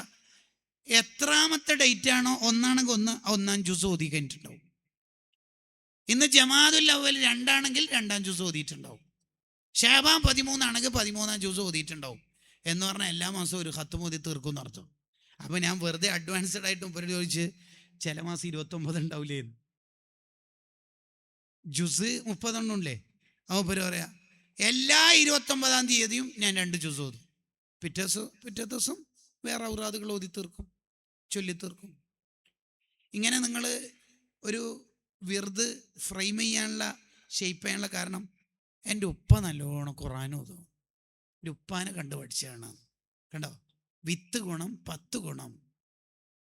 സഅദ് ബിൻ ഉബാദ റളിയല്ലാഹു നല്ലോണം ഭക്ഷണം കൊടുക്കുന്നത് മദീനത്തുനിന്ന് മോന് ഖൈസർ റളിയല്ലാഹു അൻഹു എന്ന സ്വഹാബി കാണുകയാണ്. അപ്പം മോനും അങ്ങനെ ആയിന്ന കിതാബുകൾ പറയണത്. അങ്ങനെയാണ്. കമാ തദീനു തുദാനു, നീ എങ്ങനെയാണോ ജീവിച്ചത് അതിൻ്റെ ഫോട്ടോസ്റ്റാറ്റ് ആയിരിക്കും മക്കളുണ്ടാവുക. ഉമ്മാനെ കുറിച്ച് എന്താ അഭിപ്രായം പറയാനുള്ളത്? ഉമ്മ എപ്പം ഫോണിലാണ്, നമ്മൾ വരുമ്പോൾ ഓഫാക്കും. അത് ഉമ്മാരൊരു ഗുണമാണ്. ആണോ? മക്കളെ കുറിച്ച് എന്താ പിക്ചർ? മക്കൾക്ക് എന്താണ് നമ്മൾ പിക്ചർ വരച്ചു കൊടുത്തത്? റമദാൻ. യഥാർത്ഥത്തിൽ റമദാനിൽ പല കാര്യങ്ങളിൽ നിന്നും മാറി നിന്നത് എന്തുകൊണ്ടാണ്? ഈ ഉമ്മത്ത് അവരുടെ ഉപ്പാനും ഉമ്മാനും കണ്ടുപഠിച്ചത്. അതാണ് എൻ്റെ കാരണം. റമദാൻ നോമ്പ് നിർബന്ധമില്ലാത്ത സ്ത്രീകൾ ഉണ്ടാവും അവരുടെ അശുദ്ധിയുള്ള പീരീഡിൽ. ആ സ്ത്രീകളും ഒരാളുടെ മുന്നിൽ നിന്നും ഭക്ഷണം കഴിച്ചിട്ടില്ലായിരുന്നു. എന്തേ? റമദാനിനോടുള്ള ബഹുമാനമാണ്. കണ്ട, അങ്ങനെ ഈ ഉമ്മത്തിന് റമദാന്റെ ബഹുമാനം കിട്ടിയത്. നോമ്പ് നിർബന്ധമൊന്നുമില്ലല്ലോ, ഹറാമൊന്നല്ലല്ലോ, ഇതെന്താ വലിയ സംഭവമാക്കുന്നത് എന്ന ഡയലോഗ് പുതിയ തലമുറ തിരിച്ചു പറയലോടുകൂടി നമ്മളെന്തപ്പോൾ അവരോട് പറയല്? ഇപ്പം ഇൻസ്റ്റഗ്രാമിൽ ഓടിക്കൊണ്ടിരിക്കുന്ന മസാല, എടോ എൻഗേജ്മെൻറ്റ് കഴിഞ്ഞിട്ടല്ലേ ഉള്ളൂ, നിക്കാഹ് കഴിഞ്ഞില്ലല്ലോ, എന്തിനാ ഇങ്ങനെ സംസാരിക്കണത്, ഫോൺ വിളിക്കുന്നതെന്ന് വെച്ചാൽ ശബ്ദ ഉറത്തല്ലല്ലോ. അവനോട് എന്താ ഇപ്പം പറയേണ്ടത്? പിള്ളേരൊക്കെ ഇപ്പം മുഹക്കിങ്ങളാ, ഭയങ്കര മസാലയാ. റമദാന്റെ ബഹുമാനം ആരാ പഠിപ്പിച്ചത്? നമ്മുടെ ഉമ്മ വാപ്പമാര് പഠിപ്പിച്ചെന്നതാ. അപ്പൊ ഉപ്പാനെ കുറിച്ച് മക്കള് എത്ര ഖത്മ ഓതി തീർക്കുക. ഈയിടെ ഞാൻ കൂറത്ത് ഒരു സംഘടനാ ക്ലാസ്സിന് വേണ്ടി പോയി. കൂറത്ത് തങ്ങളുപ്പാപ്പൻ്റെ ഖാദിമായ ഉസ്താദിനോട് ഞാൻ ചോദിച്ചു, കൂറത്തങ്ങളുടെ 2 പ്രത്യേകതകളൊന്ന് പറയുമെന്ന് ചോദിച്ചു. രസമല്ലേ മഹാന്മാരെ കുറിച്ച് കേൾക്കാൻ. മൂപ്പര് ഉടനടി പറഞ്ഞു, ഞാൻ 20 കൊല്ലത്തിന് മേലെ കൂറത്തങ്ങളുടെ കൂടെ ഖിദ്മത്തിനുണ്ടായിരുന്നു, ഇന്ന് വരെ എന്നോട് ദേഷ്യപ്പെട്ടിട്ടില്ല. അനസ് റളിയല്ലാഹു അൻഹു റസൂലുള്ളാഹിനെ കുറിച്ച് പറഞ്ഞ കമന്റില്ലേ സല്ലല്ലാഹു അലൈഹി വസല്ലം. രണ്ടാമത് പറഞ്ഞത് ഭയങ്കര ഖുർആനോത്താന്ന് കൂറത്തങ്ങൾ. എന്നിട്ട് മൂപ്പര് ഇങ്ങനെ ശക്തി പകരുന്ന രീതിയിൽ പറയാം. ഒരു റമദാൻ തന്നെ 27 ഖത്തം തീർത്ത് എന്ന് ഒരു ക്ലിപ്പ് ഉസ്താദ് കേട്ടിനോ? ഞാൻ പറയാൻ കേട്ടിന്. തീർത്ത് എന്ന് പറഞ്ഞാൽ തീർത്തെന്ന് തന്നെ ഉസ്താദെ, അമ്മാതിരി ഒത്താണ്, ഒരു സമയം കളയാത്ത ഒത്താണ്. കണ്ടോ കൂടപ്പറപ്പുകൾ പറയുന്ന കമന്റുകൾ കേട്ടോ? എന്തായിരിക്കും മനുഷ്യന്മാർ നമ്മളൊക്കെ പറയാ? 1000 കൊല്ലം മുമ്പ് ജീവിച്ച അബൂ ഹനീഫ തങ്ങളുടെ കാലക്കാരനെ കുറിച്ചല്ലല്ലോ പറഞ്ഞത്. 1-ാം ആണ്ട് ഇപ്പം അടുത്ത് പൂർത്തിയായിട്ടേ ഉള്ളൂ. ആ ഖുറാത്തങ്ങൾ നമുക്കിടയിൽ ജീവിച്ച് പച്ചയായ മനുഷ്യനായി ജീവിച്ച ഒരു സയ്യിദാണ്. അള്ളാഹു ദർജ ഏറ്റി കൊടുക്കട്ടെ. എത്രയാ ഓതുന്നത്? ഒരു റമദാൻ കഴിഞ്ഞപ്പോൾ എൻ്റെ ഖത്മ് കുറഞ്ഞുപോയോ എന്നോർത്തിട്ട് കരഞ്ഞ താജുൽ ഉലമൻ്റെ മോനല്ലേ. എങ്ങനെയാ 10 ഗുണം 10 ഗുണം ഇല്ലാതിരിക്കുക? റമദാൻ, നമുക്ക് റമദാനിന് പ്രത്യേകം പരിഗണന ഉണ്ടോ? ആദ്യത്തെ 2-3 ദിവസം കൊണ്ട് ബക്കറയും ആലു ഇമ്രാനും നിസാഉം അറാഫും അംഫാലും തൗബയും ഓതിത്തീരുമ്പോൾ നമുക്ക് തന്നെ തോന്നുകയാണ്, ഇപ്പോക്ക് പോയാൽ ഈ റമദാനിൽ ഒരു 5 ഉറപ്പ്. 6 തീരവും സംശയമാണ്, 5 ഉറപ്പ്. ഇതേ ഉറപ്പ് പറഞ്ഞ ആളോട് റമദാൻ 27-ന് തറാവിക്ക് കണ്ടാൽ നിങ്ങൾ ചോദിച്ചു നോക്കിയേ എത്ര ഖത്മായി? 1 തീരവും സംശയം. എന്താ കാരണം? റജബിനെ മെയിൻറ്റെയിൻ ചെയ്തിട്ടില്ല, ഷഅബാനിനെ പരിഗണിച്ചിട്ടില്ല. പിന്നെ എങ്ങനെ റമദാൻ അനുകൂലാവുക? പിന്നെ എന്തിനാ കാര്യമായിട്ട് റജബുൻ ഷഹറുല്ലാഹ് വ ശഅബാനു ഷഹരി, ഈ 2 വാഹനം എങ്ങനെയാ എസ്കോട്ടായിട്ട് പോയത്? എന്തിനാ? നമ്മൾ മെയിൻറ്റെയിൻ ചെയ്തിട്ടില്ലല്ലോ. പിന്നെ എങ്ങനെയാ റമദാനിനെ മുതലെടുക്കുക? നിങ്ങൾ എഴുതി വെച്ചോ, റജബും ഷഅബാനെയും പരിഗണിക്കാതെ എങ്ങനെയാ നമുക്ക് റമദാൻ കിട്ടുക? ശരീരവും മനസ്സും ശുദ്ധിയാക്കിയിട്ട് ഏറ്റവും നല്ല മനുഷ്യനാവാനല്ലേ റജബും ഷഅബാനും തന്നത്? അല്ലേ? വിത്തിറക്കിയിട്ട് വെള്ളം നനക്കാനല്ലേ റജബും ഷഅബാനും തന്നത്? എന്നാലല്ലേ മോനെ റമദാനിൽ വിളവെടുക്കാൻ പറ്റുള്ളൂ. റമദാനിൽ ഇബാദത്ത് ചെയ്യലല്ല, ഇബാദത്ത് ചെയ്തു പോക്കാൻ. മൂപ്പരെന്നെ അങ്ങ് നിസ്കരിക്കുക, മൂപ്പരെന്നെ അങ്ങ് ഖത്മ് തീർക്കുക, മൂപ്പരെന്നെ ഉറക്കൊഴിയാൻ. ബുഖാരി ഇമാമിനെ കണ്ടില്ലേ? റമദാനിന്റെ തറാവീഹ് നിസ്കാരം കഴിഞ്ഞാൽ അവിടെ ഇരുന്നിട്ട് 10 ജുസ് ഖുർആൻ ഓതും. 3 ദിവസം തറാവീഹ് കഴിഞ്ഞിട്ട് മാത്രമുള്ള ഖുർആൻ ഒരു ഖത്മ് ഓതി തീരും.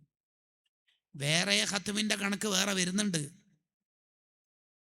തറാവീഹ് എങ്ങനെങ്കിലും തീർന്നാ മതി. ഇത് എത്രാമത്തെ റക്അത്താ? എത്ര? 12 പോരല്ലോ. അമീറുൽ മുഅ്മിനീൻ സയ്യിദുനാ ശരി തീരാനാ കാത്തുക്കണത്. എന്തുകൊണ്ട്? റജബിനെ അയാൾ പരിഗണിച്ചില്ല, ഷഅബാനിനെ അയാൾ മൈൻഡ് ചെയ്തില്ല. പിന്നെ എങ്ങനെയാ മോനെ റമദാനിനെ മുതലെടുക്കാൻ പറ്റുക? റജബുൻ ഷഹറുല്ലാഹ്, ഒരു വസീലയുമില്ലാതെ തൗബ സ്വീകരിക്കുന്ന, നരകത്തിൽ നിന്ന് മോചിപ്പിക്കുന്ന അള്ളാഹുവിൻ്റെ സ്പെഷ്യൽ ഓഫറുള്ള മാസമാണ് റജബ്. ആ റജബ് നമ്മൾ മുതലെടുക്കണം. കുറച്ച് ദിവസം കഴിഞ്ഞു, അള്ളാഹു നമ്മളെ സ്വീകരിക്കട്ടെ. അടുത്തത്, ഒരാളെ കുറിച്ച് മക്കളോ ഭാര്യയോ നാട്ടുകാരോ പറയണത് സിയാറത്ത്. മൂപ്പർക്കൊക്കെ ആ സിയാറത്തിനെ മതി. പോകാത്ത മക്കാമുണ്ടോ? പൊരുത്തം വാങ്ങാത്ത ഉസ്താമാരുണ്ടോ? മമ്പറം, മടവൂര് മൂപ്പരുടെ മെയിൻ കേന്ദ്രങ്ങൾ അതിനൊക്കെ തന്നെയല്ലേ? കണ്ടോ സ്വാലിഹീങ്ങളോടുള്ള ഹുബ്ബ്. എനിക്കറിയാം, പ്രായമുള്ള ഒരാൾ എൻ്റെ നാട്ടിലാണ്. മൂപ്പര് മാസത്തിൽ ഒരു തവണ മടവൂര് സിയാറത്തിനോ മാസത്തിൽ ഒരു തവണ പോകും. എല്ലാ നിർബന്ധ കാര്യങ്ങളും കുടുംബത്തിനൊക്കെ വേണ്ട പോലെ ചെയ്തു കൊടുക്കുന്ന നല്ല മനുഷ്യനാ. അല്ലാതെ ചില ആൾക്കാരുണ്ട്, വീട്ടുകാരെയും ഭാര്യയും മക്കളെയും മര്യാദയ്ക്ക് നോക്കൂല, എന്നിട്ട് അജ്മീർ, നാഗൂർ, മുത്തുപ്പട്ട ഓനെ വെറുതെ വിടൂല. ഹാജാത്തങ്ങൾ എന്നെ വിചാരിക്കും ഈ ഹൈവാൻ എന്തിനാ ഇങ്ങോട്ട് വരുന്നത്. അമ്മൽ മൊയിലു ഫലാ യജൂസു ഖുഊദുഹു അൻ മക്സബിൽ ലിഇയാലിഹി മുതവക്കില. കുടുംബം നോക്കാതെ തവക്കുലെന്നും പറഞ്ഞ് ഇരിക്കൽ ഫലാ യജൂസു, അത് അനുവദനീയമല്ല, അത് ഇസ്ലാമിൽ പാടില്ലാത്തതാണ്. അത് നമ്മൾ ശ്രദ്ധിക്കേണ്ടതാണ്. അപ്പൊ സിയാറത്ത്,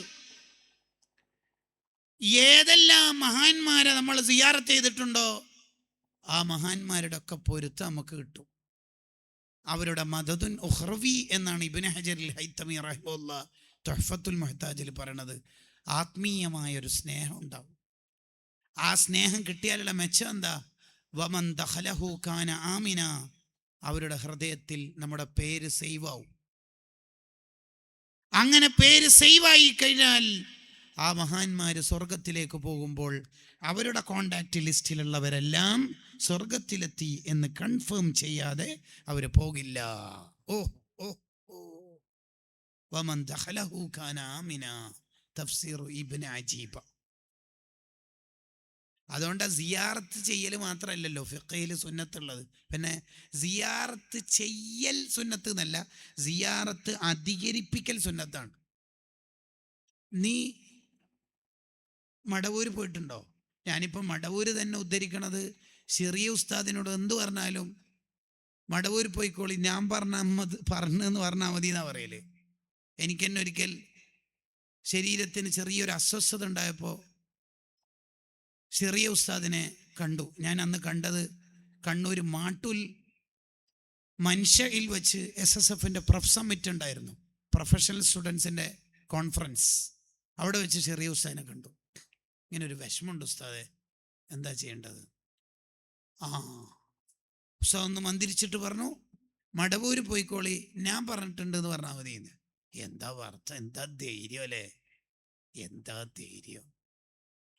തിരൂരങ്ങാടി വാപ്പുസ്താദിനോട് ഒരാൾ പോയി, ഞാൻ മദീനയിലേക്ക് പോവാണ് ഉസ്താദ് ദ്വാരക്കണം എന്ന് പറഞ്ഞപ്പോൾ എൻ്റെ ഒരു സലാം പറയണം എന്ന് പറഞ്ഞിട്ട് സലാം പറഞ്ഞു. എന്നിട്ട് പറയാ, പറഞ്ഞാൽ മതി, എന്നെ പരിചയമുണ്ട്, ബാപ്പുവിനെ പരിചയമുണ്ട്. എന്താ വർത്താനം, എന്താ വർത്താനം, എന്തൊരു ലോകല്ലേ അവരുടെ ഒക്കെ. ചണ്ടി ചവറുകളായ നമ്മളിൽ എന്തിനാ പറ്റുക, എന്തിനാ നമ്മളൊക്കെ പറ്റുക? നിങ്ങൾ ആലോചിച്ച് നോക്കിയേ. നീ മടവൂര് പോണില്ലേ? അല്ലെ ഞാൻ മടവൂര് കഴിഞ്ഞല്ലോ സിയാറത്ത് ചെയ്തിന്. അങ്ങനല്ല, സിയാറത്ത് ചെയ്യല് മാത്രമല്ല സുന്നത്ത്, സിയാറത്ത് അധികരിപ്പിക്കൽ സുന്നത്താണ്. ഫിഖ്ഹിന്റെ ഗ്രന്ഥങ്ങളിലുണ്ടല്ലോ, മുഗ്നിൽ മുഹ്താജിലുണ്ടത്, കുറെ കിതാബുകളിലുണ്ട് ആ വിഷയം. അപ്പൊ ഞാൻ പറയാൻ ശ്രമിച്ചത്, നമുക്ക് പറ്റുന്ന സമയങ്ങളിലെല്ലാം ഔലിയാക്കളുമായി സിയാറത്ത് ചെയ്ത് ബന്ധമുണ്ടാക്കണം. സിയാറത്ത് ചെയ്യാൻ വരുന്നവരെ അവർ പ്രത്യേകം പരിഗണിക്കും. ഇടയ്ക്കിടെ സിയാറത്ത് ചെയ്താൽ സ്നേഹം കൂടും. അതാണ് നബി സല്ലല്ലാഹു അലൈഹി വസല്ലം പറഞ്ഞത്,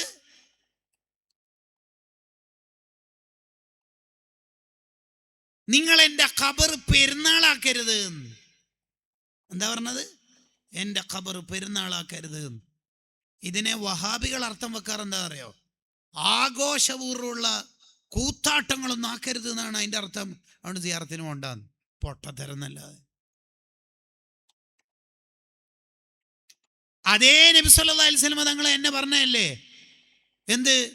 ഇന്നൽ ഈമാന ലയരിസു ഇലൽ മദീന കമാ തരിസുൽ ഹയ്യതു ഇലാ ജുഹ്രിഹാ. പാമ്പ് എപ്പം മാളത്തുനിന്ന് പുറത്തിറങ്ങുമ്പോഴും എന്ത് വിഷമം വന്നാലും വേഗം മാളത്തിലേക്ക് തിരിച്ചു പോകാം എന്ന് വിചാരിക്കണ പോലെ മുഅ്മിനീങ്ങൾക്ക് എന്ത് വിഷമം വന്നാലും വേഗം മദീനത്ത് സിയാറത്തിന് പോകാം, എൻ്റെ പ്രശ്നം പരിഹരിക്കും എന്നാണ് മദീനയോടുള്ള മുഅ്മിനീങ്ങളുടെ കോൺസെപ്റ്റ്. സുഹൈൽ ബുഖാരിന്റെ ഹദീസാ. ഈ ഹദീസിന്റെ വിശദീകരണം ഫതുൽ ബാരിയിലുണ്ട്, ഇമാമിങ്ങൾ എഴുതി വെച്ചിട്ടുണ്ട്. ഇതേ നബി സല്ലല്ലാഹു അലൈഹി വസല്ലം തങ്ങൾ പറയോ എന്നെ സിയാറത്ത് ചെയ്യേണ്ടത്? അപ്പം പിന്നെ ആ ഹദീസിന്റെ അർത്ഥം എന്താ? എൻ്റെ ഖബർ നിങ്ങൾ പെരുന്നാളാക്കരുത് എന്ന് പറഞ്ഞാൽ എപ്പോഴെങ്കിലും പെരുന്നാൾ പോലെ വരരുത്, സമയം ഉണ്ടാകുമ്പോൾ സൗകര്യം ഉണ്ടാകുമ്പോൾ വന്നുകൊണ്ടിരിക്കണം എന്നാണ് കേട്ടാ. അങ്ങനെ അതിൻ്റെ അർത്ഥം എന്ന് ഇബ്നു ഹജറിൽ ഹൈതമി റഹിമഹുല്ലാ അവിടുത്തെ അദ്ദുറുൽ മൻലൂദ് എന്ന കിതാബിൽ എഴുതി വെക്കുന്നു.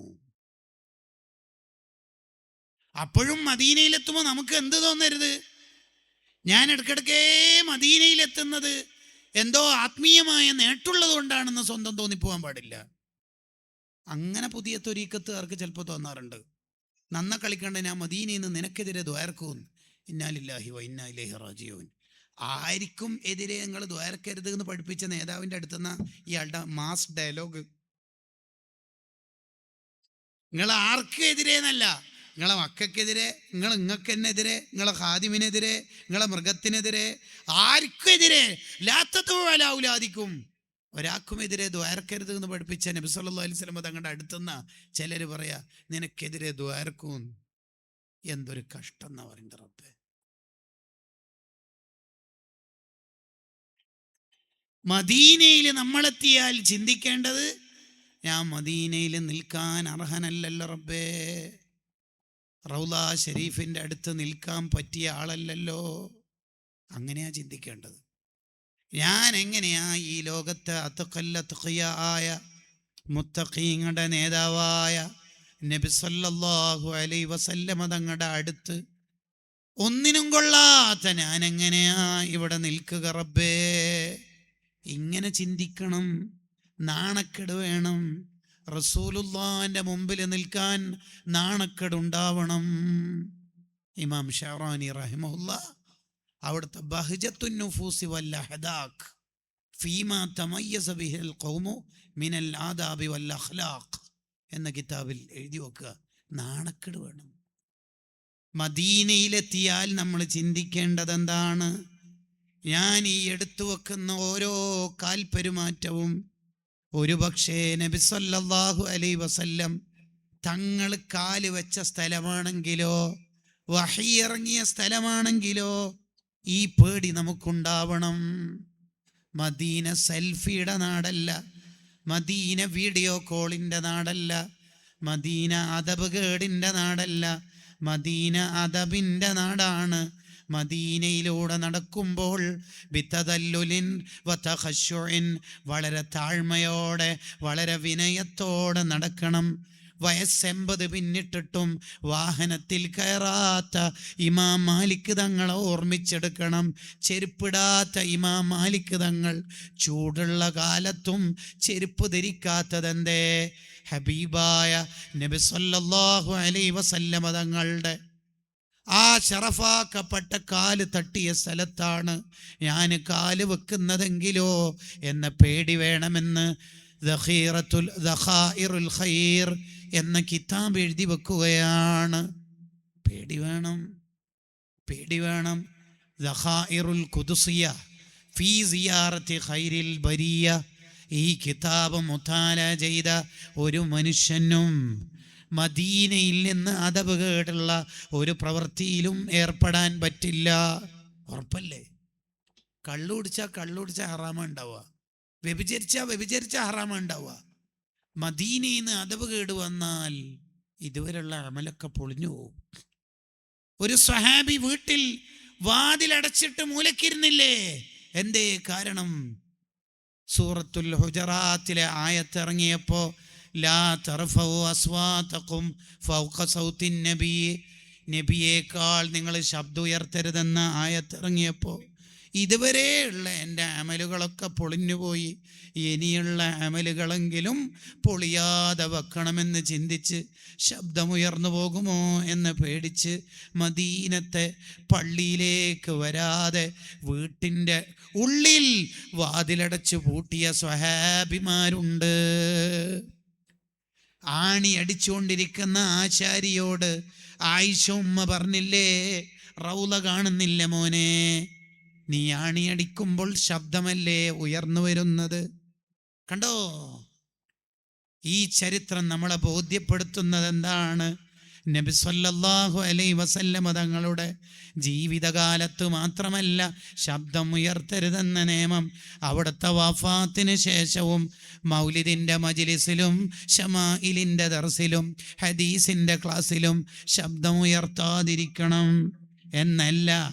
നബി തങ്ങളെ മനസ്സിൽ കൊണ്ടു നടക്കുന്നവൻ ശബ്ദം ഉയർത്താത്ത മനുഷ്യനാവണം.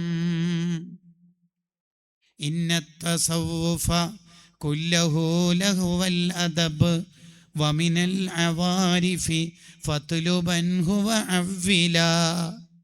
ആത്മീയത എന്ന് പറഞ്ഞാൽ കോപ്രായങ്ങളല്ല.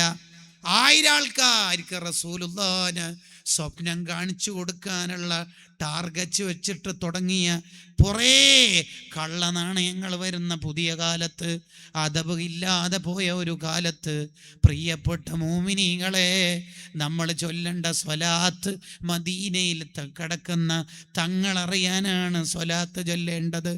ഗ്രൂപ്പിൽ പോസ്റ്റാനല്ല, ആർക്കെങ്കിലും പാഴ്സൽ കൊടുക്കാനല്ല, ആരെങ്കിലും അറിയിക്കാനല്ല.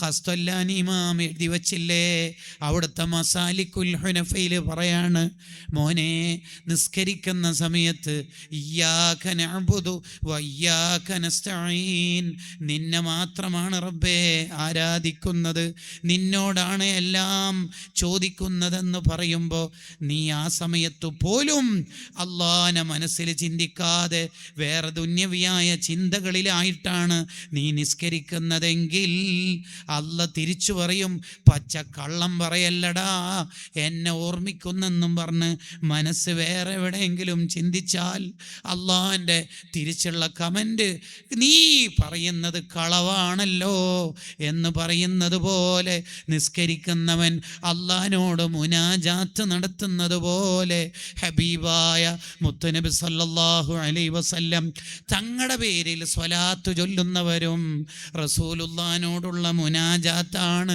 അതാരെയും കാണിക്കാനല്ല, എണ്ണം അറിയിക്കാനല്ല, ഗ്രൂപ്പിൽ പോസ്റ്റാനല്ല, വേറൊരു സമർപ്പണത്തിനല്ല, മറിച്ച് തങ്ങളോടുള്ള മഹബത്തിനായിരിക്കണം. നമ്മൾ ചൊല്ലുന്ന സ്വലാത്ത് അറിയേണ്ടത് കൊണ്ടുപോകുന്ന മലക്കുകളും കൊണ്ടെത്തിക്കുന്ന തിരുറൗളയുമാണ്. അങ്ങനത്തെ ഒരു ഗ്രൂപ്പ് എന്തിനാണ് നമുക്ക്? മുൻകാലത്തുള്ള ഉമ്മാമ്മമാർക്കൊരു ഗ്രൂപ്പുണ്ടോ?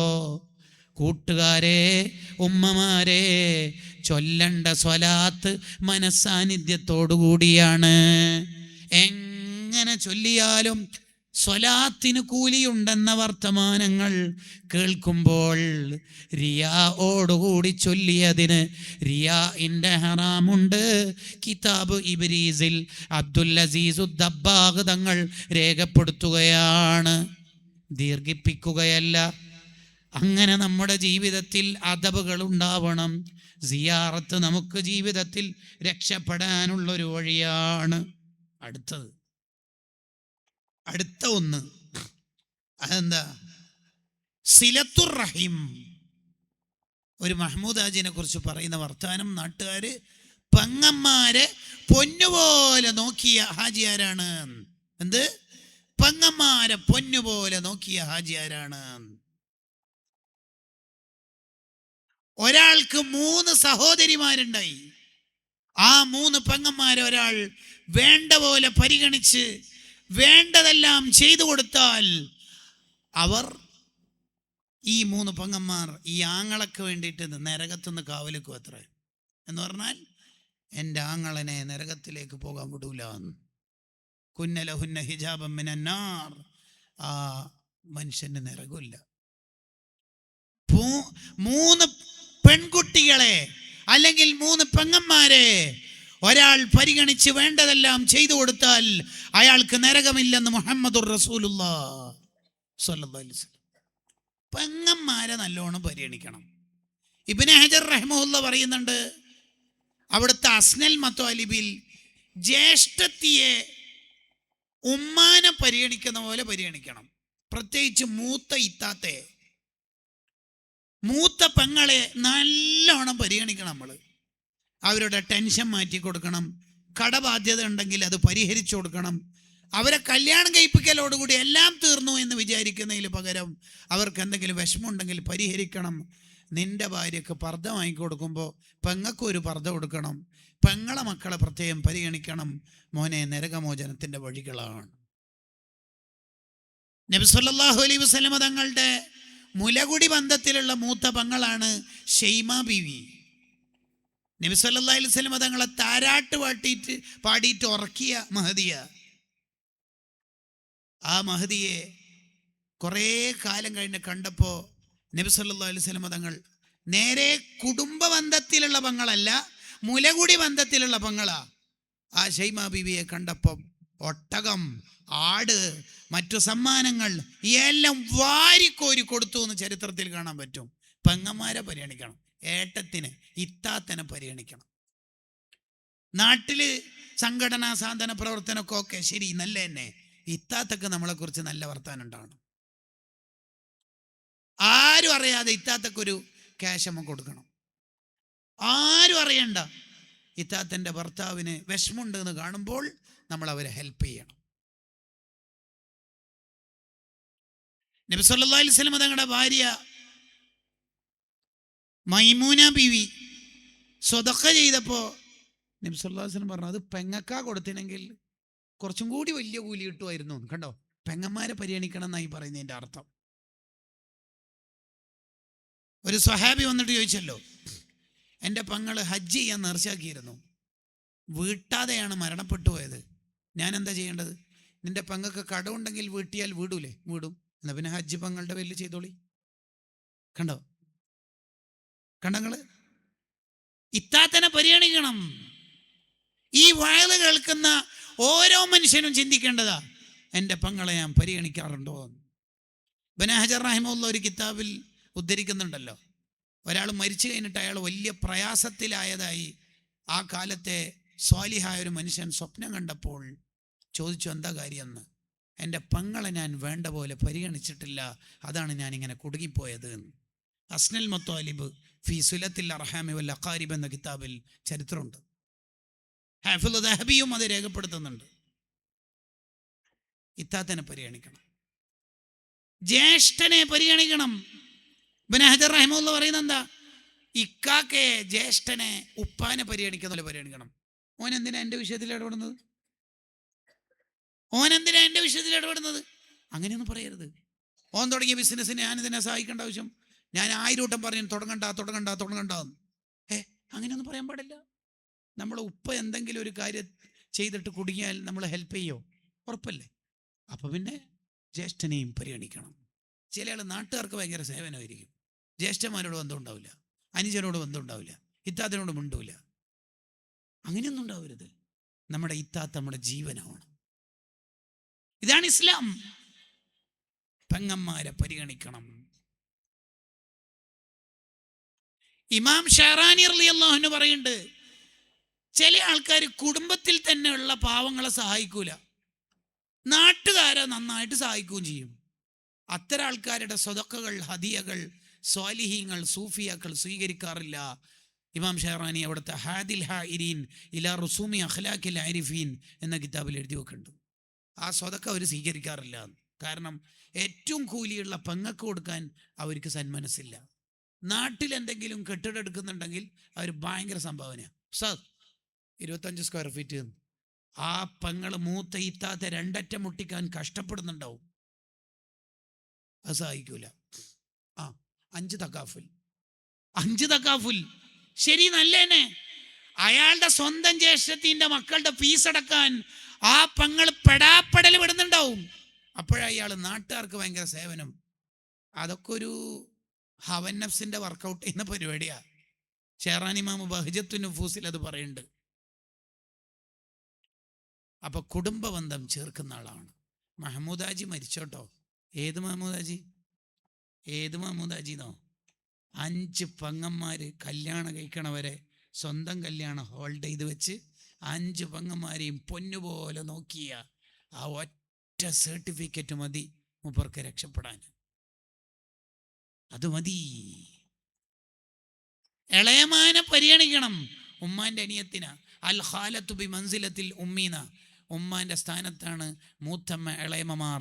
മുഹമ്മദുർ റസൂലുള്ളാഹി സ്വല്ലല്ലാഹു അലൈഹി വസല്ലം. അവിടെ ഒരു ചർച്ചയുണ്ട് ഫിഖഹിൽ. എന്താ ചർച്ച? ഉമ്മാനെ ബുദ്ധിമുട്ടിച്ച അതേ കുറ്റം തന്നെ ഇളയമ്മ മൂത്തമ്മാനെ ബുദ്ധിമുട്ടിച്ചാൽ ഉണ്ടാവോ ഇല്ലയോ? ഇബ്നു ഹജർ റഹിമഹുല്ലാഹ് പറയുന്നു, ഉമ്മാനെ ബുദ്ധിമുട്ടിച്ച അതേ കുറ്റം ഉണ്ടാവോ? ഉണ്ടാവില്ല.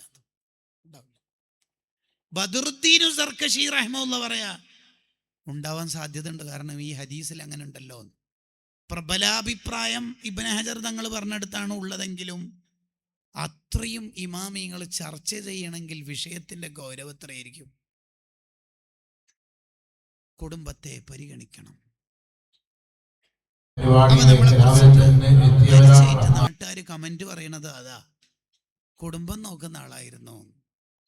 അടുത്തത് ജമാഅത്ത് നിസ്കാരം. എപ്പോഴും പള്ളിയിലുള്ള ആള്, അങ്ങനെ പള്ളിയിലുള്ള ആള്, എപ്പോഴും ജമാഅത്തിനുള്ള ആള്. ഞാനിങ്ങനെ ഇനി എണ്ണി പറഞ്ഞു പോകാം, സമയ വേഗത്തിൽ ഇന്ന് പോവുകയാണ്. ഇന്നെന്താ അങ്ങനെ ദീർഘിപ്പിക്കുകയല്ല. അടുത്തത് യതീം മക്കൾക്ക് ഭക്ഷണം കൊടുക്കാൻ മൂപ്പർക്ക് ഭയങ്കര താല്പര്യം. ഒരു യതീമിനെ സംരക്ഷിച്ചാൽ തന്നെ അയാളും നബി സല്ലല്ലാഹു അലൈഹി വസല്ലം തങ്ങളും സ്വർഗത്തിൽ ഇപ്രകാരം എന്നല്ലേ ഈ ഹദീസിനെ വിശദീകരിച്ച് പണ്ഡിതന്മാർ പറയാ.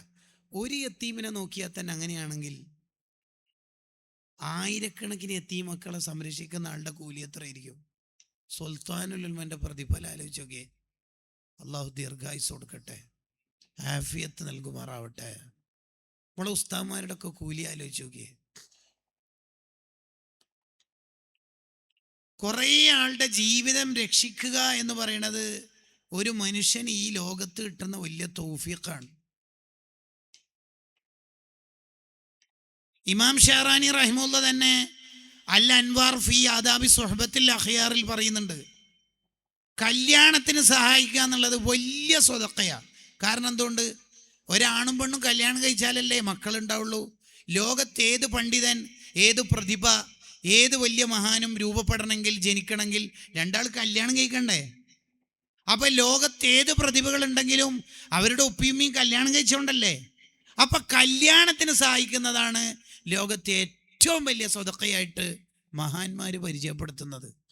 അപ്പൊ ദേവർഷോല ഉസ്താദ് നടത്തിക്കൊണ്ടിരിക്കുന്ന ആ സാമൂഹ്യ വിവാഹത്തിന് സഹായിക്കുന്ന മനുഷ്യന്മാരുടെ കൂലിയും അതിന് നേതൃത്വം നൽകുന്ന പ്രിയപ്പെട്ട ദേവർഷോല ഉസ്താദിന്റെ കൂലിയും നിങ്ങളൊന്ന് ആലോചിച്ച് നോക്കിയേ.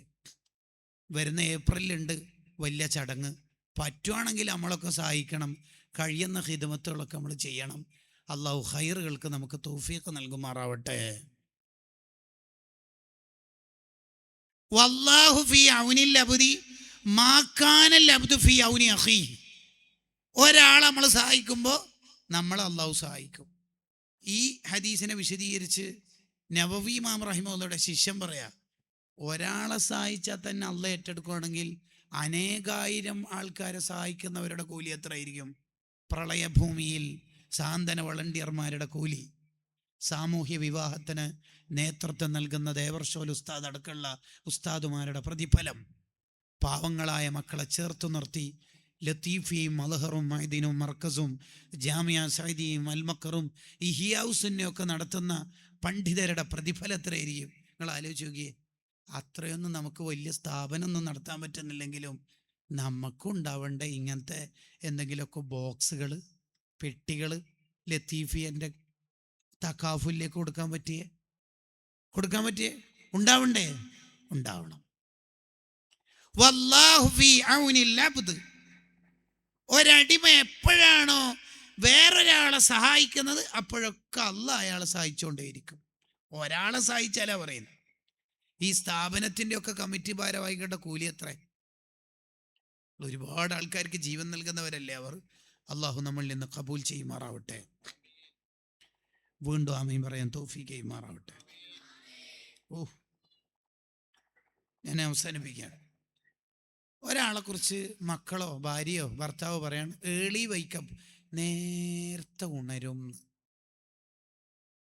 ഒരാൾ മരിച്ചേ പിന്നെ നേരത്തെ ത്വാഹ തങ്ങൾ പൂക്കോട്ടൂര് ഓരുടെ ഉപ്പാനെ കുറിച്ച് പറഞ്ഞ പോലെ ഉപ്പ നേരത്തെ ഉണരും എന്ന് ഇങ്ങനെ നമ്മളെ കുറിച്ച് പറയും നമ്മളെ മക്കള്. കുറച്ച് മുന്നേ വരെയുള്ള തലമുറനെ കുറിച്ച് ഇപ്പോൾ ഉള്ള തലമുറ പറഞ്ഞിരുന്നു, ഉമ്മാമ 3:30 എണീക്കും. ഇമാം ഗസാലി റഹിമഹുല്ലാഹ് പറയുന്നുണ്ട്, നീ ആരോട് തോറ്റാലും പൂവൻ കോഴിനോട് തോൽക്കരുത്. അങ്ങനല്ല, ഉസൈൻ ബോൾട്ടിനോടൊക്കെ ഓട്ട മത്സരം നടത്തിയിട്ട് തോറ്റാൽ പിന്നെ ഒപ്പിക്കാം. മൂപ്പര് പിന്നെ ലോക ചാമ്പ്യനാണ്, ഒളിമ്പിക്സിൽ പലവട്ടം വലിയ പോസ്റ്റുള്ള ആളാണ്, ശരി. പക്ഷെ കോഴിനോട് തോക്കരുത്. നീ എണീക്കുന്നതിന് മുമ്പേ കോഴി കൂവിയിട്ട് നാണമില്ല മനുഷ്യ, നീ എന്തെന്നാണ്. കോഴിനോട് തോൽക്കരുത്. അല്ല മോനെ, നീ വേറെ ഏതെങ്കിലും ഒരാളോടാ തോറ്റിനെങ്കിൽ സഹിക്കുക, നീ കോഴിനോട് തോൽക്കരുത്. ഗസാലി ഇമാം റഹിമഹുല്ലാഹ് അയ്യുഹൽ വലദിൽ പറയാ, കോഴിനോട് തോൽക്കരുത്. കൊം ബാക്കിറൻ നിം ബാക്കിറ, ഏളി വൈക്കപ്പ് ഏളി സ്ലീപ്പ്, നേരത്തെ ഉറങ്ങുക നേരത്തെ എണീക്കുക. ശരിക്കും ഉറങ്ങേണ്ട സമയത്ത് നമ്മൾ ഉറങ്ങിയാൽ നേരത്തെ എഴുന്നേൽക്കാൻ കഴിയുമെന്ന് ഷുവറാണ്. നമ്മളൊരു 10-10:30 എല്ലാം ആകുമ്പോഴേക്കും ഉറങ്ങി നോക്കി. ലാസ്റ്റ് സീൻ ടുഡേ 12:30 1:30 എന്നുള്ള ഇൻസ്റ്റാ വാട്സപ്പൊക്കെ ഒന്ന് മാറ്റി വെച്ചിട്ട് എൻ്റെ ചെറുപ്പക്കാരെ 10 മണിയാകുമ്പോഴേക്കും ഉറങ്ങി നോക്കിയ മോനെ ഉറങ്ങി നോക്കിയേ. ഒരു 4 മണിയൊക്കെ ആകുമ്പോഴേക്ക് ഉറങ്ങണോന്ന് വിചാരിച്ചാൽ തന്നെ ഉറക്ക് പോയിട്ടുണ്ടാവും, മതിയായിട്ടുണ്ടാവും. എങ്ങനെ ഉറക്കം വരില്ല. കാരണം 11 മണി 12 മണി 1 മണി 2 മണി 3 മണി 4 മണി 6 മണിക്ക് ഒരു 4:30 5 മണി തന്നെ കൂട്ടിക്കോ, പിന്നെ നമുക്ക് ഉറക്കം ഉണ്ടാവില്ല. ഇത് നേരത്തെ ഉറങ്ങാത്തോണ്ടാണ് നമുക്ക് എഴുന്നേൽക്കാൻ പറ്റാത്തത്. നേരത്തെ എഴുന്നേൽക്കണം. എന്തൊരു ബർക്കത്താന്നറിയോ? സുബഹിന് മുന്നേ ഉള്ള സമയം അള്ളാഹുവിൻ്റെ പ്രത്യേകം മഗ്ഫിറത്തിൻ്റെ സമയമല്ലേ. ആ പാതിരാത്രി അള്ളാഹ് ചോദിക്കും, ഹൽ മിൻ മുസ്തഗ്ഫിരിൻ, ആരെങ്കിലും എന്നോട് പാപമോചനം തേടുന്നുണ്ടോ? ഞാനിതാ പുറത്തേരാൻ റെഡിയാണ്. അങ്ങനെ അള്ളാഹ് നമ്മളോട് ചോദിക്കുമ്പോൾ അള്ളാഹിൻ്റെ റഹ്മത്ത് 1-ാം ആകാശത്തിലേക്ക് ഇറങ്ങുമ്പോൾ നമ്മൾ പുതപ്പം കൂടി ഉറങ്ങിയാൽ നഷ്ടല്ലേ കൂട്ടുകാരെ? അല്ലേ? ചില സൂഫിയാക്കൾ പറയുന്നുണ്ട്, മരിക്കാതെ ഭൂമിയിൽ ജീവിക്കാൻ ആഗ്രഹം തന്നെ തഹജ്ജുദ് നിസ്കാരം ഉള്ളതുകൊണ്ടാണ്. ആ തഹജ്ജുദ് ഉള്ളതുകൊണ്ടാണ് ഈ ഭൂമിയിൽ ജീവിക്കുന്ന തന്നെ. അബൂ സുലൈമാൻ ദറാനി റളിയല്ലാഹു അൻഹു പറയുന്നതാണ്, തഹജ്ജുദ് ഉള്ളതുകൊണ്ട് ഈ ഭൂമിയിൽ ജീവിക്കുന്ന തന്നെ. അക്ഷരാർത്ഥത്തിൽ നമ്മൾ ഉറക്കച്ചടവൊക്കെ പോകാൻ ആ അറ്റാച്ച്ഡ് ബാത്റൂമിലേക്ക് ബെഡിൽ നിന്നൊന്ന് എണീച്ചിട്ട് ഒരു 6 സ്റ്റെപ്പ് നടന്നാൽ മതി. ബാത്റൂമിലെ നനവുള്ള ചെരുപ്പും പിന്നെ തണുപ്പുള്ള വെള്ളമൊക്കെ കൈക്കും കാലിനും തട്ടിയാൽ നമ്മൾ ഉറക്കു പോകും. ആ 6 സ്റ്റെപ്പ് നീ ഇപ്പം നടക്കുന്നോ അല്ല സിറാത്ത് പാലത്തിൽ 10,000 സ്റ്റെപ്പ് നടക്കുന്നോന്ന് നീ നിന്നോട് തന്നെ ഒന്ന് ചോദിച്ചിട്ട് ഹൃദയത്തിലേക്ക് ഒരു സെൽഫി എടുക്കുക. എന്നിട്ട് എന്താ പിക്ചർ വരുന്നതെന്ന് ഉത്തരം പറയുക. 6 സ്റ്റെപ്പ് ബാത്റൂമിലേക്ക് ഇപ്പോൾ ഉറക്കച്ചടവോടുകൂടി നടക്കുന്നോ അല്ല 10,000 സ്റ്റെപ്പ് നടക്കാനുള്ള ശക്തി നിന്റെ കാലിന് സിറാത്തു പാലത്തിലുണ്ടോ? ഇബ്നു സീരീൻ റളിയല്ലാഹു അൻഹുവിൻ്റെ പെങ്ങൾ ഹഫ്സ ബിൻത് സീരീൻ റളിയല്ലാഹു അൻഹ എല്ലാ ദിവസവും തഹജ്ജുദ് നിസ്കാരത്തിൽ മാത്രം 15 ജുസ് ഖുർആൻ ഓതും അത്രേ. റൂഹുൽ ബയാനിൽ കാണാം. 2 ദിവസത്തെ തഹജ്ജുദ് കൊണ്ട് മാത്രം ഒരു ഖത്മ് തീരും. ഉമ്മമാരെ, ആ കാലിൻ്റെ ആത്മീയ പവർ അത്രേ. ആ വിളക്കെങ്ങാനും റൂമിൽ നിന്ന് കെട്ടുപോയാൽ ചുമരുകൾ പ്രകാശിക്കും കറാമത്തായിട്ട്. കണ്ടോ? ഇബ്നു സീരീൻ തങ്ങളുടെ പെങ്ങൾ ഹഫ്സ ബീവിയുടെ റളിയല്ലാഹു അൻഹ അവരുടെ മഹത്വമാണ് ഈ പറയണത്. റാബിയത്തുൽ അദവി റളിയല്ലാഹു അൻഹ സുബഹ നിസ്കാരം കഴിഞ്ഞ് തഹജ്ജുദും സുബഹിയൊക്കെ കഴിഞ്ഞ് വരുമ്പോൾ വുളു എടുത്ത പോലെയാ കാണുക. എന്തേ? അള്ളാഹിനോർത്ത് കരഞ്ഞിട്ട് കണ്ണീരിങ്ങനെ ഉറ്റുന്നുണ്ടാകും. ചിലപ്പോൾ ഗ്രൗണ്ട് ഫ്ലോറിൽ കിടന്ന ആൾക്കാർ വിചാരിക്കും മഴ പെയ്യുന്നുണ്ടോന്ന്. അല്ല, റാബിയത്ത് ബീവിയുടെ കണ്ണിൽ നിന്ന് വന്ന ആഖിറോർത്തിട്ട് കരഞ്ഞ കണ്ണീരിൻ്റെ ഫലം. ഓ പ്രിയപ്പെട്ട പുതിയ തലമുറയിലെ മക്കളെ, ഇൻസ്റ്റയിലും വാട്സപ്പിലും ഫേസ്ബുക്കിലും സ്നാപ്ചാറ്റിങ്ങിലും കാലം തീർക്കേണ്ട ആയുഷ്കാലമല്ല നമ്മുടേത്. റാബിയത്തു ഷാമിയ എന്ന മഹദിയെ ഒന്ന് പഠിച്ചു നോക്കൂ. റിയാഹുൽ ഖൈസി റളിയല്ലാഹു അൻഹുവിൻ്റെ ഭാര്യയെ ഒന്ന് പഠിച്ചു നോക്കൂ. നഫീസത്തുൽ മിസ്രി റളിയല്ലാഹു അൻഹ നേരത്തെ തന്നെ ഖബർ റെഡിയാക്കി 1000 ഖത്മുകൾ ആ ഖബറിൽ ഇരുന്ന് ഓതിയിട്ട് റെഡിയാക്കിയ റൂം ബുക്കിംഗ് ആണ്. മരിക്കണതിന് മുമ്പ് തന്നെ സൂപ്പർ ഖബർ ബുക്ക് ചെയ്ത് ടിക്കറ്റ് കൺഫേം ചെയ്യുകയാണ്. ഞാൻ പോയി കിടക്കേണ്ട ഖബർ നേരത്തെ തന്നെ റെഡിയാക്കി സെറ്റാക്കുകയാണ്. നഫീസത്തുൽ മിസ്രി റളിയല്ലാഹു അൻഹാ 30 ഹജ്ജ് ചെയ്ത മഹദി, അതിൽ 20 നടന്നിട്ട് ചെയ്തതാ. ആ കാലിന് സിറാത്തു പാലത്തിൽ കയറാൻ പേടി വേണോ? എന്തിനു പേടി? ഇമാം ഷാഫി റളിയല്ലാഹു അൻഹു പോലും ദുആ ചെയ്യിപ്പിക്കണമെങ്കിൽ നഫീസ ബീവിയുടെ പവർ അത്രേ. കൈകാലുകൾക്ക് ശക്തിയില്ലാത്തവർക്ക് നഫീസ ബീവിയുടെ വുളുവെടുത്ത വെള്ളം കൊടഞ്ഞാൽ ശമനം ലഭിക്കുന്നുണ്ടെങ്കിൽ അവരുടെ കറാമത്ത് എങ്ങനെ ഇതൊക്കെ നേടിയെടുത്തു? ഇബാദത്തുകൾ കൊണ്ട് അല്ലാഹുവിലേക്ക് അടുത്തു. മക്കളെ സ്കൂളിലേക്ക് പറഞ്ഞയച്ചു, ഭർത്താവ് ജോലിക്ക് പോയി, ഇനി പകലിൽ വേറെ പണിയില്ലല്ലോ എന്ന് കരുതി യൂട്യൂബിൽ കുത്തിയിരുന്ന് കാലം തീർക്കേണ്ടവരല്ല ഉമ്മമാരെ. റജബ് വന്നെത്തിയിട്ടുണ്ട്. ഓതി തീർക്കാൻ ഖത്മുകളുണ്ട്, ചൊല്ലി തീർക്കാൻ ഔറാദുകളുണ്ട്. ആഖിറത്തിലേക്ക് നമ്മൾ നിർമ്മിച്ചു വെക്കണം, ഇൻവെസ്റ്റ്മെന്റ് ഉണ്ടാവണം. ഞാൻ പറഞ്ഞ് അവസാനിപ്പിക്കുന്നത് അബൂ ഹുറൈറ റളിയല്ലാഹു അൻഹുവിനെ പറഞ്ഞുകൊണ്ടാണ്. അബൂ ഹുറൈറ റളിയല്ലാഹു അൻഹു നബി സല്ലല്ലാഹു അലൈഹി വസല്ലം തങ്ങളുടെ ഇരുത്തത്തിലും നടത്തത്തിലും യാത്രയിലും കൂടെ ഉണ്ടായിരുന്ന പ്രിയപ്പെട്ട സ്വഹാബിയാണ്. പിൽക്കാലക്കാർക്ക് ഏറ്റവും കൂടുതൽ ഹദീസുകൾ കൈമാറിയ വിശ്വപ്രസിദ്ധ സ്വഹാബി വര്യനാണ് സയ്യിദുന അസ്വഹാബിയുൽ ജലീൽ അബൂ ഹുറൈറ റളിയല്ലാഹു അൻഹു. എപ്പോൾ വുളു എടുത്താലും വുളുവിന്റെ 2 റക്അത്ത് സുന്നത്ത് നിസ്കരിക്കുന്ന മഹാൻ. എപ്പോൾ വുളു മുറിഞ്ഞാലും ഉടനെ വുളു എടുക്കുന്ന മഹാൻ. എടുക്കുന്ന വുളുവെല്ലാം പൂർണ്ണമായി അദബുകൾ പാലിച്ച് കൈ കഴുകുമ്പോൾ തോള് വരെ കൈ നീട്ടി കഴുകുന്ന മിന്നാസാരിൽ വുളുഇന്റെ മഹാൻ. ആ മഹാന്റെ തസ്ബീഹ് മാലയിലെ മണികളുടെ എണ്ണം 2000 തസ്ബീഹ് മാലയുടെ പ്രാമാണികത വിശദീകരിക്കുന്ന ഹാഫിള് ജലാലുദ്ദീൻ സുയൂത്തി റഹിമഹുള്ളയുടെ കിതാബിൽ ചരിത്രം കാണാം. എല്ലാ ദിവസവും 6 തവണ ആ തസ്ബീഹ് മാല കൊണ്ട് തസ്ബീഹ് ചൊല്ലും അത്രേ. സുബ്ഹാനല്ലാഹ് സുബ്ഹാനല്ലാഹ്. 6 × 2000 12000 തസ്ബീഹ് ചൊല്ലാതെ മഹാനവറുകൾ ഉറങ്ങാറില്ല. എന്തിനാണ് ഇത്രയും തസ്ബീഹ് ചൊല്ലുന്നതെന്ന് ചോദിച്ചാൽ അബൂ ഹുറൈറ റളിയല്ലാഹു അൻഹു പറയും, ഉസബ്ബിഹു ബിഖദ്രി ദംബി, എൻ്റെ തെറ്റിൻ്റെ കണക്കനുസരിച്ചിട്ടാണ് ഞാനിത് ചെയ്യുന്നത്. താഴ്മ. എന്ത് തെറ്റ്? അഹ്ലുസുഫത്തിൻ്റെ ലീഡർക്ക് എന്ത് തെറ്റ്? തിന്നാനില്ലാതെ ബോധം കെട്ട് വീണുപോയ ഒരു ജീവിതത്തിന് എന്ത് തെറ്റ്? നബി സല്ലല്ലാഹു അലൈഹി വസല്ലം തങ്ങളുടെ ഇരുപ്പിലും നടത്തത്തിലും യാത്രയിലും പള്ളിയിലും കൂടെ നടന്നൊരു സ്വഹാബിക്ക് എന്ത് തെറ്റ്? എന്നിട്ടും താഴ്മയോടെയുള്ള വർത്താനം, ഉസബ്ബിഹു ബിഖദ്രി ദംബി. വഫാത്താവാനിരിക്കുന്ന അബൂ ഹുറൈറ റളിയല്ലാഹു അൻഹു കരയുകയാണ്. വെള്ളം നിറഞ്ഞ കണ്ണ്, ഒഴുകുന്ന കണ്ണുനീർ. അടുത്തുള്ള ആൾക്കാർ ചോദിച്ചു, നിങ്ങൾ എന്തിനു കരയണം? അതിന് മഹാന്റെ മറുപടി, സഫരി ത്വീലുൻ, ഇനി ഞാൻ ചെയ്യുന്ന യാത്ര നീണ്ട യാത്രയാണ്. വേഗത്തിൽ ലക്ഷ്യത്തിലെത്തില്ല. നീണ്ടകാലം ഖബറിൽ, വിചാരണ, സിറാത്തുപാലം, മീസാൻ, ഏടുകൾ കിട്ടേണ്ട ഘട്ടം. നീണ്ട ഒരു യാത്രക്കാണ് ഞാൻ റെഡിയാവുന്നത്. ഈ റൂഹ് പിരിയലോടുകൂടി എൻ്റെ യാത്ര ആരംഭിക്കുകയാണ്. പക്ഷേ വസാദി ഖലീൽ, എൻ്റെ കയ്യിൽ കരുത്തു സ്വത്തൊന്നും ഇല്ലല്ലോ. 2 ദിവസത്തെ യാത്രക്ക് പോവുകയാണെങ്കിൽ ഒരു ചെറിയ ക്യാനിൽ വെള്ളവും കുറച്ച് അവലും അല്ലെങ്കിൽ 2 നേന്ത്രപ്പഴവും കൊണ്ട് നമുക്ക് വേണമെങ്കിൽ അജ്മീറിലേക്ക് പോകുന്ന മരുസാഗർ ട്രെയിനിൽ 1.5 ദിവസം ഒപ്പിക്കാം. 1 മാസത്തെ യാത്രക്ക് പോകുന്നയാൾ ഒരു ബോട്ടിൽ വെള്ളവും കയ്യിൽ തീരെ ക്യാഷും അക്കൗണ്ട് എംറ്റി ആണെങ്കിൽ എങ്ങനെയാ യാത്ര അയാൾ അതിജയിക്കുക? എൻ്റെ യാത്ര വലിയ യാത്രയാണ്.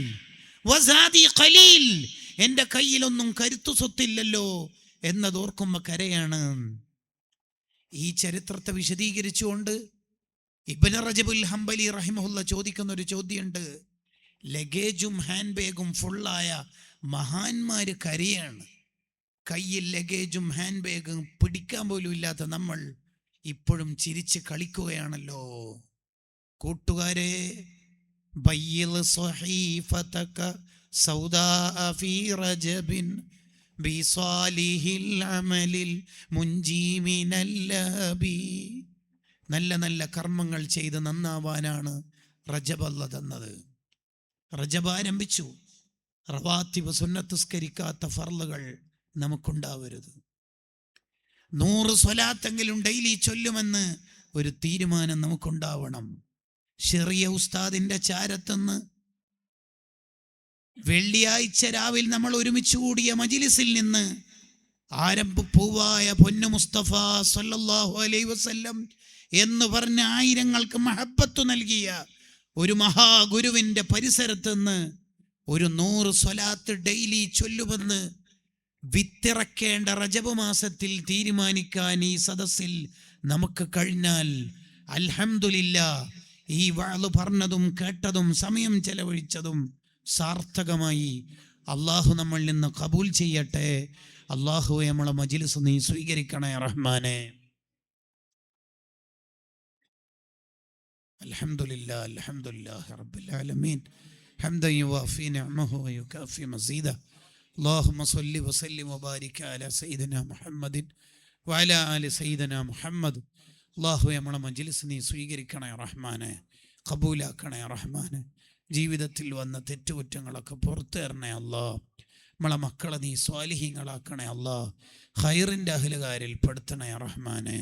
ഇവിടെ വന്ന ഓരോരുത്തരുടെയും മനസ്സിലുള്ള ആഗ്രഹങ്ങൾ നീ പൂർത്തിയാക്കി തരണേ റഹ്മാനെ. റവാത്തിബ് സുന്നത്തുസ്കാരം അത് നമ്മുടെ ജീവിതത്തിൻ്റെ ഭാഗമാവണം. തൗഫീഖ് നൽകണേ അല്ലാഹ്. സ്വലാത്ത് കൂടുതൽ ചൊല്ലാൻ തൗഫീഖ് നൽകണേ റഹ്മാനെ. ഇവിടെയുള്ള ഓരോരുത്തരുടെയും മനസ്സിൻ്റെ വിഷമങ്ങൾ നീ പരിഹരിച്ചു കൊടുക്കണേ അല്ലാഹ്. അവസാനം മരിക്കുന്ന സമയത്ത് ആഖിബത്ത് നന്നായി മരിക്കാൻ ഈ സദസ്സ് കാരണമാക്കണേ റഹ്മാനെ.